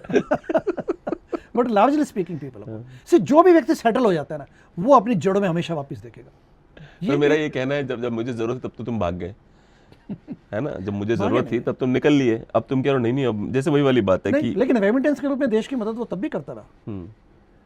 अच्छा, मुझे रेमिटेंस पे 2-3 बार बोल चुके आप। रेमिटेंस एक तो है वहाँ के लोगों ने अपने माँ बाप को भेजा, जैसे हम लोग बिजनेस करते हैं अमेरिका, हमारा रेमिटेंस अलग माना जाता होगा ना। जब आपने जैसे मैं वहाँ पे बिजनेस करता हूँ अमेरिका में, तो वहाँ के क्लाइंट मेरे को जो पैसा भेजते हैं वो तो अलग माना जाएगा, वो अलग माना जाता होगा ना। एक NRI जो चला गया, वो अपने देश में पैसा जो भेज रहा है, दैट इज अच्छा, रेमिटेंस थ्रू NRI। तो वो सिर्फ परिवार को ही नहीं भेज रहा, किसी की ट्यूशन फी, किसी कॉलेज की fee, that alone is not happening, वो यहाँ पे प्रॉपर्टीज में भी इन्वेस्ट कर रहा है। मुझे एक और सवाल का जवाब दिए, NRI अपने माँ बाप को अंतिम संस्कार करने क्यों नहीं आते? ये पर्सनल लेवल पे मुझे लगता है वो व्यक्ति वही बता पाएंगे, बट क्योंकि भर भर के ऐसे उदाहरण है मेरे पास। अच्छा। माँ बाप का अंतिम संस्कार करने नहीं आए बेटे, ना बेटा लौटा ना बेटी लौटी। एक तो ऐसा भी उदाहरण है, मुंबई का है और एक मेरठ का है, कि माँ जो है वो फोन करती रही बेटे को और वो मर गई और फिर उसका कंकाल बन गया, वो सड़ी मरी सड़ी, उसका कंकाल रह गया, हाथ में फोन पड़ा हुआ 3310, उस जमाने की बात है, 3310 पड़ा हुआ है, क्योंकि वो मर के सड़ के कंकाल बन गई। तो उसके बाद बेटा तब भी नहीं आया था, ठीक है ना, किसी कारण से कोई आया था देखने के लिए बुढ़िया कैसी है, तो दरवाजा तोड़ा गया तो पता चला मर के हाथ। ऐसे बड़े उदाहरण हैं जहाँ पे माँ बाप को NRI ने या तो अनाथ आश्रम पहुँचा दिया, या मुझे ऐसा लगता है, जो आई एम रियली सॉरी, आप बुरा मत मानिएगा, जो भगोड़ा होता है वो ऐसा ही होता है। और उसको डुअल सिटीजनशिप क्यों दी जाए भाई? जब आपने पहले मोमेंट पे ही आप निकल लिए यहाँ से, पहला मौका लगा। अब देखिए, हम मान लेते हैं भारत के लोग सब कुछ गलत है, फ्रस्ट्रेटिंग है, सब कुछ है, जैसे मैं ही रह रहा हूँ यहाँ पे, कोई एहसान तो नहीं कर रहा हूँ ना, मैं रह रहा हूँ ना, अपना देश है भाई, कहाँ जाएंगे, बिल्कुल ठीक है ना। पर मैं ये नहीं कह सकता नरेंद्र मोदी देखा तुम्हारे देश में रह रहा हूँ, अरे नहीं, अपने देश में रह रहा हूँ। हाँ बिल्कुल, तुमने बर्बाद कर रखा है, वो बात अलग है, पर मैं रह अपने देश में रहा हूँ, तुम्हारे देश में रह रहा हूँ। मेरे पूर्वजों का देश है, खून बहाया है हमने इस देश के लिए, इन्वेडर से लड़े हैं मेरे पूर्वज, बिल्कुल, किसी के बाप का देश नहीं है ये। तुम सर पे चढ़ के वहां पहुंच गए, हीरो मत बनो फालतू में, सही बात, सीधी सी बात है। तो मैं ये समझ के रहता हूँ इस देश में। पर मेरा ये हमेशा से मानना है कि मंडल कमीशन और अभी भी जो हो रहा है, UGC लाया गया, UGC एक्ट जो आया है, इसकी आवश्यकता नहीं थी। हाँ, जो आपने ये एक्ट, इस तरह के आप एक्ट ला रहे हो, ऊपर से एक फनी, मैं एक और पॉडकास्ट में चर्चा कर रहा हूँ, फिर से करता हूँ आपसे। एक बार प्रधानमंत्री जरा वो लगाना सनी इंस्टाग्राम पे हिसाब चुकते, उस पे ट्विटर पे हिसाब चुकता करूंगा। जिसने अपनी मां को अपमानित होते देखा हो, मुझे बताइए, ऐसे व्यक्ति को मौका मिल जाए तो हिसाब चुकता करेगा कि नहीं करेगा? अब जरा ये जो तालियां बजाने वाले गधों को छोड़िए आप, क्योंकि कुछ गधे हैं जो उनको समझ में ना, वाह वाह मोदी जी, वाह वाह वाह, बहुत बढ़िया मोदी, वाह वाह वाह मोदी जी, वाह। कुछ लूजर्स हैं, इनको यही करना है। डॉक्टर भीमराव अम्बेडकर की बात करते हैं, इसमें कोई दो राय नहीं है, बहुत ही इंटेलेक्चुअल, बहुत पढ़े लिखे आदमी थे वो, ठीक है। पर आइए ना इनका जो हिसाब चुकता वाले भाषण को let's dissect it. Right. Doctor Bhimrao Ambedkar के पिताजी का नाम था रामजी सकपाल जी। आदरणीय रामजी सकपाल ब्रिटिश आर्मी के सूबेदार थे। बिल्कुल। 1890 में सूबेदार की तनख्वाह 50 से 60 रुपए के बीच में थी। काफी बड़ी अमाउंट थी वो। हाँ, 1890 में। तब सोना जो था, गोल्ड की जो वैल्यू थी वो 15 रुपए तोला थी। बताइए। तो 15 रुपए तोला मतलब 4 तोला सोना वो खरीद सकते थे। 3 मान लेते हैं कि 3 तोला सोना वो खरीद सकते थे। आज 3 तोला सोना खरीदेंगे तो कितने रुपए में आएगा? वैसे तो 1,62,65,000 चल रहा है। सही बात। सब भाड़ में गया। 1 लाख रुपए मानते हैं कि भाई चलो, कई लोग कहेंगे कि भाई अन्य से दाम बढ़ाए गए सोने के, इतना है नहीं, 1 लाख मानते हैं। 1 लाख हुआ तो 3 लाख हुए महीने की तनख्वाह। बिल्कुल। आज की डेट में जो 3 लाख रुपए महीने की तनख्वाह पाने वाला व्यक्ति वो गरीब है कि अमीर है, ये सवाल मैं प्रधानमंत्री से पूछना चाहता हूँ। अपर मिडिल क्लास, जिसका 36 लाख का पैकेज है, पहला। दूसरा, गोरे टैक्स में मिलते सूबेदार से, by the way there was no tax, it was all income. Good. दूसरा, हमारे आदरणीय डॉक्टर साहब की जो भीमराव अम्बेडकर जी, उनकी जो माता जी थी उनका नाम था भीमाबाई सकपाल। अब भीमाबाई सकपाल, जब वो भीमराव अम्बेडकर साहब 5 साल के थे तभी उनकी मृत्यु हो गई थी। यस। तो कहाँ देखा उन्होंने अपनी माँ को सताए जाते हुए?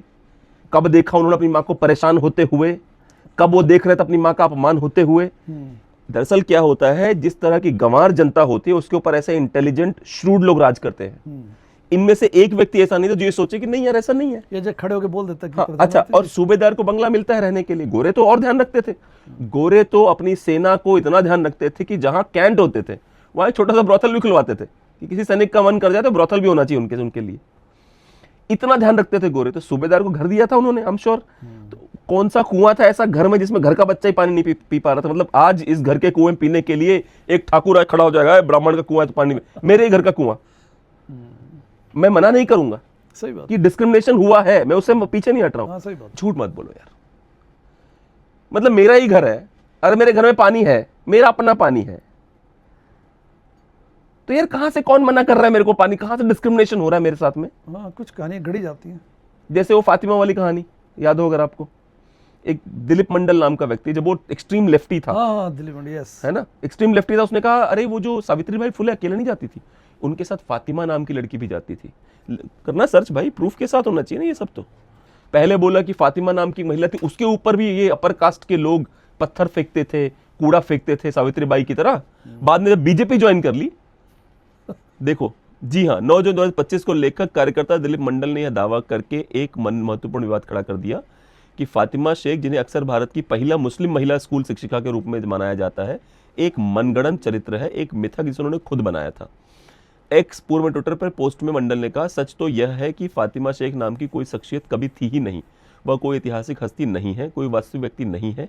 यह मेरी गलती है कि वह एक खास दौर में मैंने यह नाम मनगढ़ंत तरीके से गढ़ा, बिल्कुल शून्य से मैं यह जानबूझकर किया। बाप रे बाप, देखिए अनफॉर्चुनेट इंटेलेक्चुअल, क्योंकि जय भीम करवाना था मेरे को, तो मैंने फातिमा गढ़ दिया उसमें। Intellectual dishonesty. उसके बाद ये आदमी जेल में नहीं है। हाँ ये बीजेपी का पदाधिकारी बन के बैठा हुआ है। तो कई लोग कहते हैं कि कांग्रेस वाले अपने लोगों की कदर करते थे, बीजेपी भी करती है। अगर आप शेड्यूल ट्राइब से हैं तो वो आपका बहुत ध्यान रखें। अगर आप मुसलमान हैं तो आपका बहुत, अगर आप वो हैं जो बीजेपी की पिछवाड़े पे लात मारते हैं तो आपका बहुत ध्यान रखते हैं वो। अगर आप उनके अपने हैं तब उन्हें फर्क नहीं पड़ता। तो हाँ, पॉलिटिकल हिपोक्रेसी, अनफॉर्चुनेट है सिचुएशन। बताइए, कमाल है। कमाल की पराकाष्ठा है। मैं क्या क्या बोलूं, ऐसी मेरे पास हजारों कहानियां हैं, अलग अलग लोगों की हिपोक्रेसी की कहानियों की भरमार है। पर क्या करें, पब्लिक को फर्क नहीं पड़ता, ठीक है ना। नॉइजी डेमोक्रेसी, अपने नॉइजी क्लिप्टोक्रेसी है, डेमोक्रेसी काश होती। अभी वो युवाल नोआ हरारे ने बोला है, democracy is a figment of people's imagination, doesn't exist. हाँ, देखना देखना जरा, दिखाइए। उसने कभी पूरा बैंकिंग सिस्टम भी तो इमेजिनेशन में बना हुआ है। हाँ, और सोचो उसके बाद वो जो वो है, जो वर्ल्ड चैम्बर ऑफ कॉमर्स है, क्या है उसका, वो चीफ है भाई। Yuval Harari? हाँ, नो, देखा गूगल करो। टीचर ना, he is a teacher. World economic forum का है। ओह या, WF, got it. World economic forum का, ये विश्व की दिशा तय करेगा भाई साहब, आप इसको हल्के मत लीजिए। ठीक है, इसका ये अगर जैसे ये डिस्कशन जब भी होगा ना कि ह्यूमन को बचाया जाना चाहिए, नहीं, just a robot, it's all right, let's see how many of them will die and so we can secure a better future for humanity. अगर आपके अंदर कंपैशन ही नहीं है, आप रोबोट की तरह देख रहे हो मेरे को, तो आप तो ये बोलोगे ना कि इट्स ऑल राइट, ठीक है, जाने दे इसको, देखते हैं कितने मरते हैं उसमें, देखते हैं कितना बेटर फ्यूचर बन सकता है। वो देखना यूट्यूब पे, जो डेमोक्रेसी नहीं है वो देख लेते हैं एक बार, उसके बाद खत्म कर ऊपर यूट्यूब पे। हाँ, ये उसके पास बोला है इसने, कामत के शो पे बोला है, कामत फिगमेंट ऑफ इमेजिनेशन है। हाँ, he might have said. हाँ, I don't like, I liked his book। उसमें मैं बहुत क्रिटिकल था इसी किताबों में, तीनों किताबें मैंने पढ़ी हैं, होमो डियस तक पढ़ा है मैंने, बट आई न्यू कि ये बहुत ही ज़्यादा वन साइडेड लिखता है ये। अच्छा, और डेमोक्रेसी इज फिक्शन। हाँ, डेमोक्रेसी इज अ फिक्शन। सबसे बड़ी फनी बात सोचिए कि ऐसा है ये बंदा, इतना बड़ा लेफ्टी है, उसके बाद भी जब ये लिखना चाहता है कि अंत में बचेगा कौन दुनिया में, पता है किसको दिखाता है? जो यहूदी वो हैं, ऑर्थोडॉक्स यहूदी जो टोपी लगा घूमते हैं, क्या बोलते हैं, रबाइज, कहते हैं रबाइज बच जाएंगे, त्रिवेदी हैं वो लोग, सब मर जाएंगे, त्रिवेदी बच जाएगा, है ना। नहीं पता, ये तो एथिस्ट है वैसे, पर वो रूट्स तो इसकी वजह से। मैं बताता हूँ, एक मेरे पास आए थे डॉक्टर अमित अग्रवाल, किताबें यहाँ रखी, बहुत सारी 4-5 किताबें लिख चुके हैं हिस्ट्री। अच्छा। तो बड़ा इंटरेस्टिंग कहते हैं कि उन्होंने ऐसे ट्रैवलर्स की कहानियां लिखी जो विदेशों से भारत आए थे।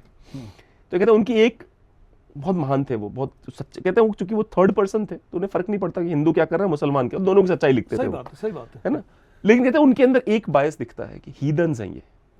हाँ, ये बायस उनके अंदर था, उनके अंदर ये बायस था कि ये अहले किताब है, मुसलमान अत्याचार कर रहा है तो क्या हुआ, पर ये अहले किताब है और ये तो हीदन्स हैं, इनका कुछ नहीं हो सकता। ये क्लैरिटी थी उन सबको। हाँ, सबको अपना क्लैरिटी थी। ठीक है, तो ईश्वर करें आपको ड्यूअल सिटीजनशिप मिले आपके लोगों को। बहुत थैंक यू वेरी मच। आपके लोग नहीं, आप नहीं, सब भारतीय।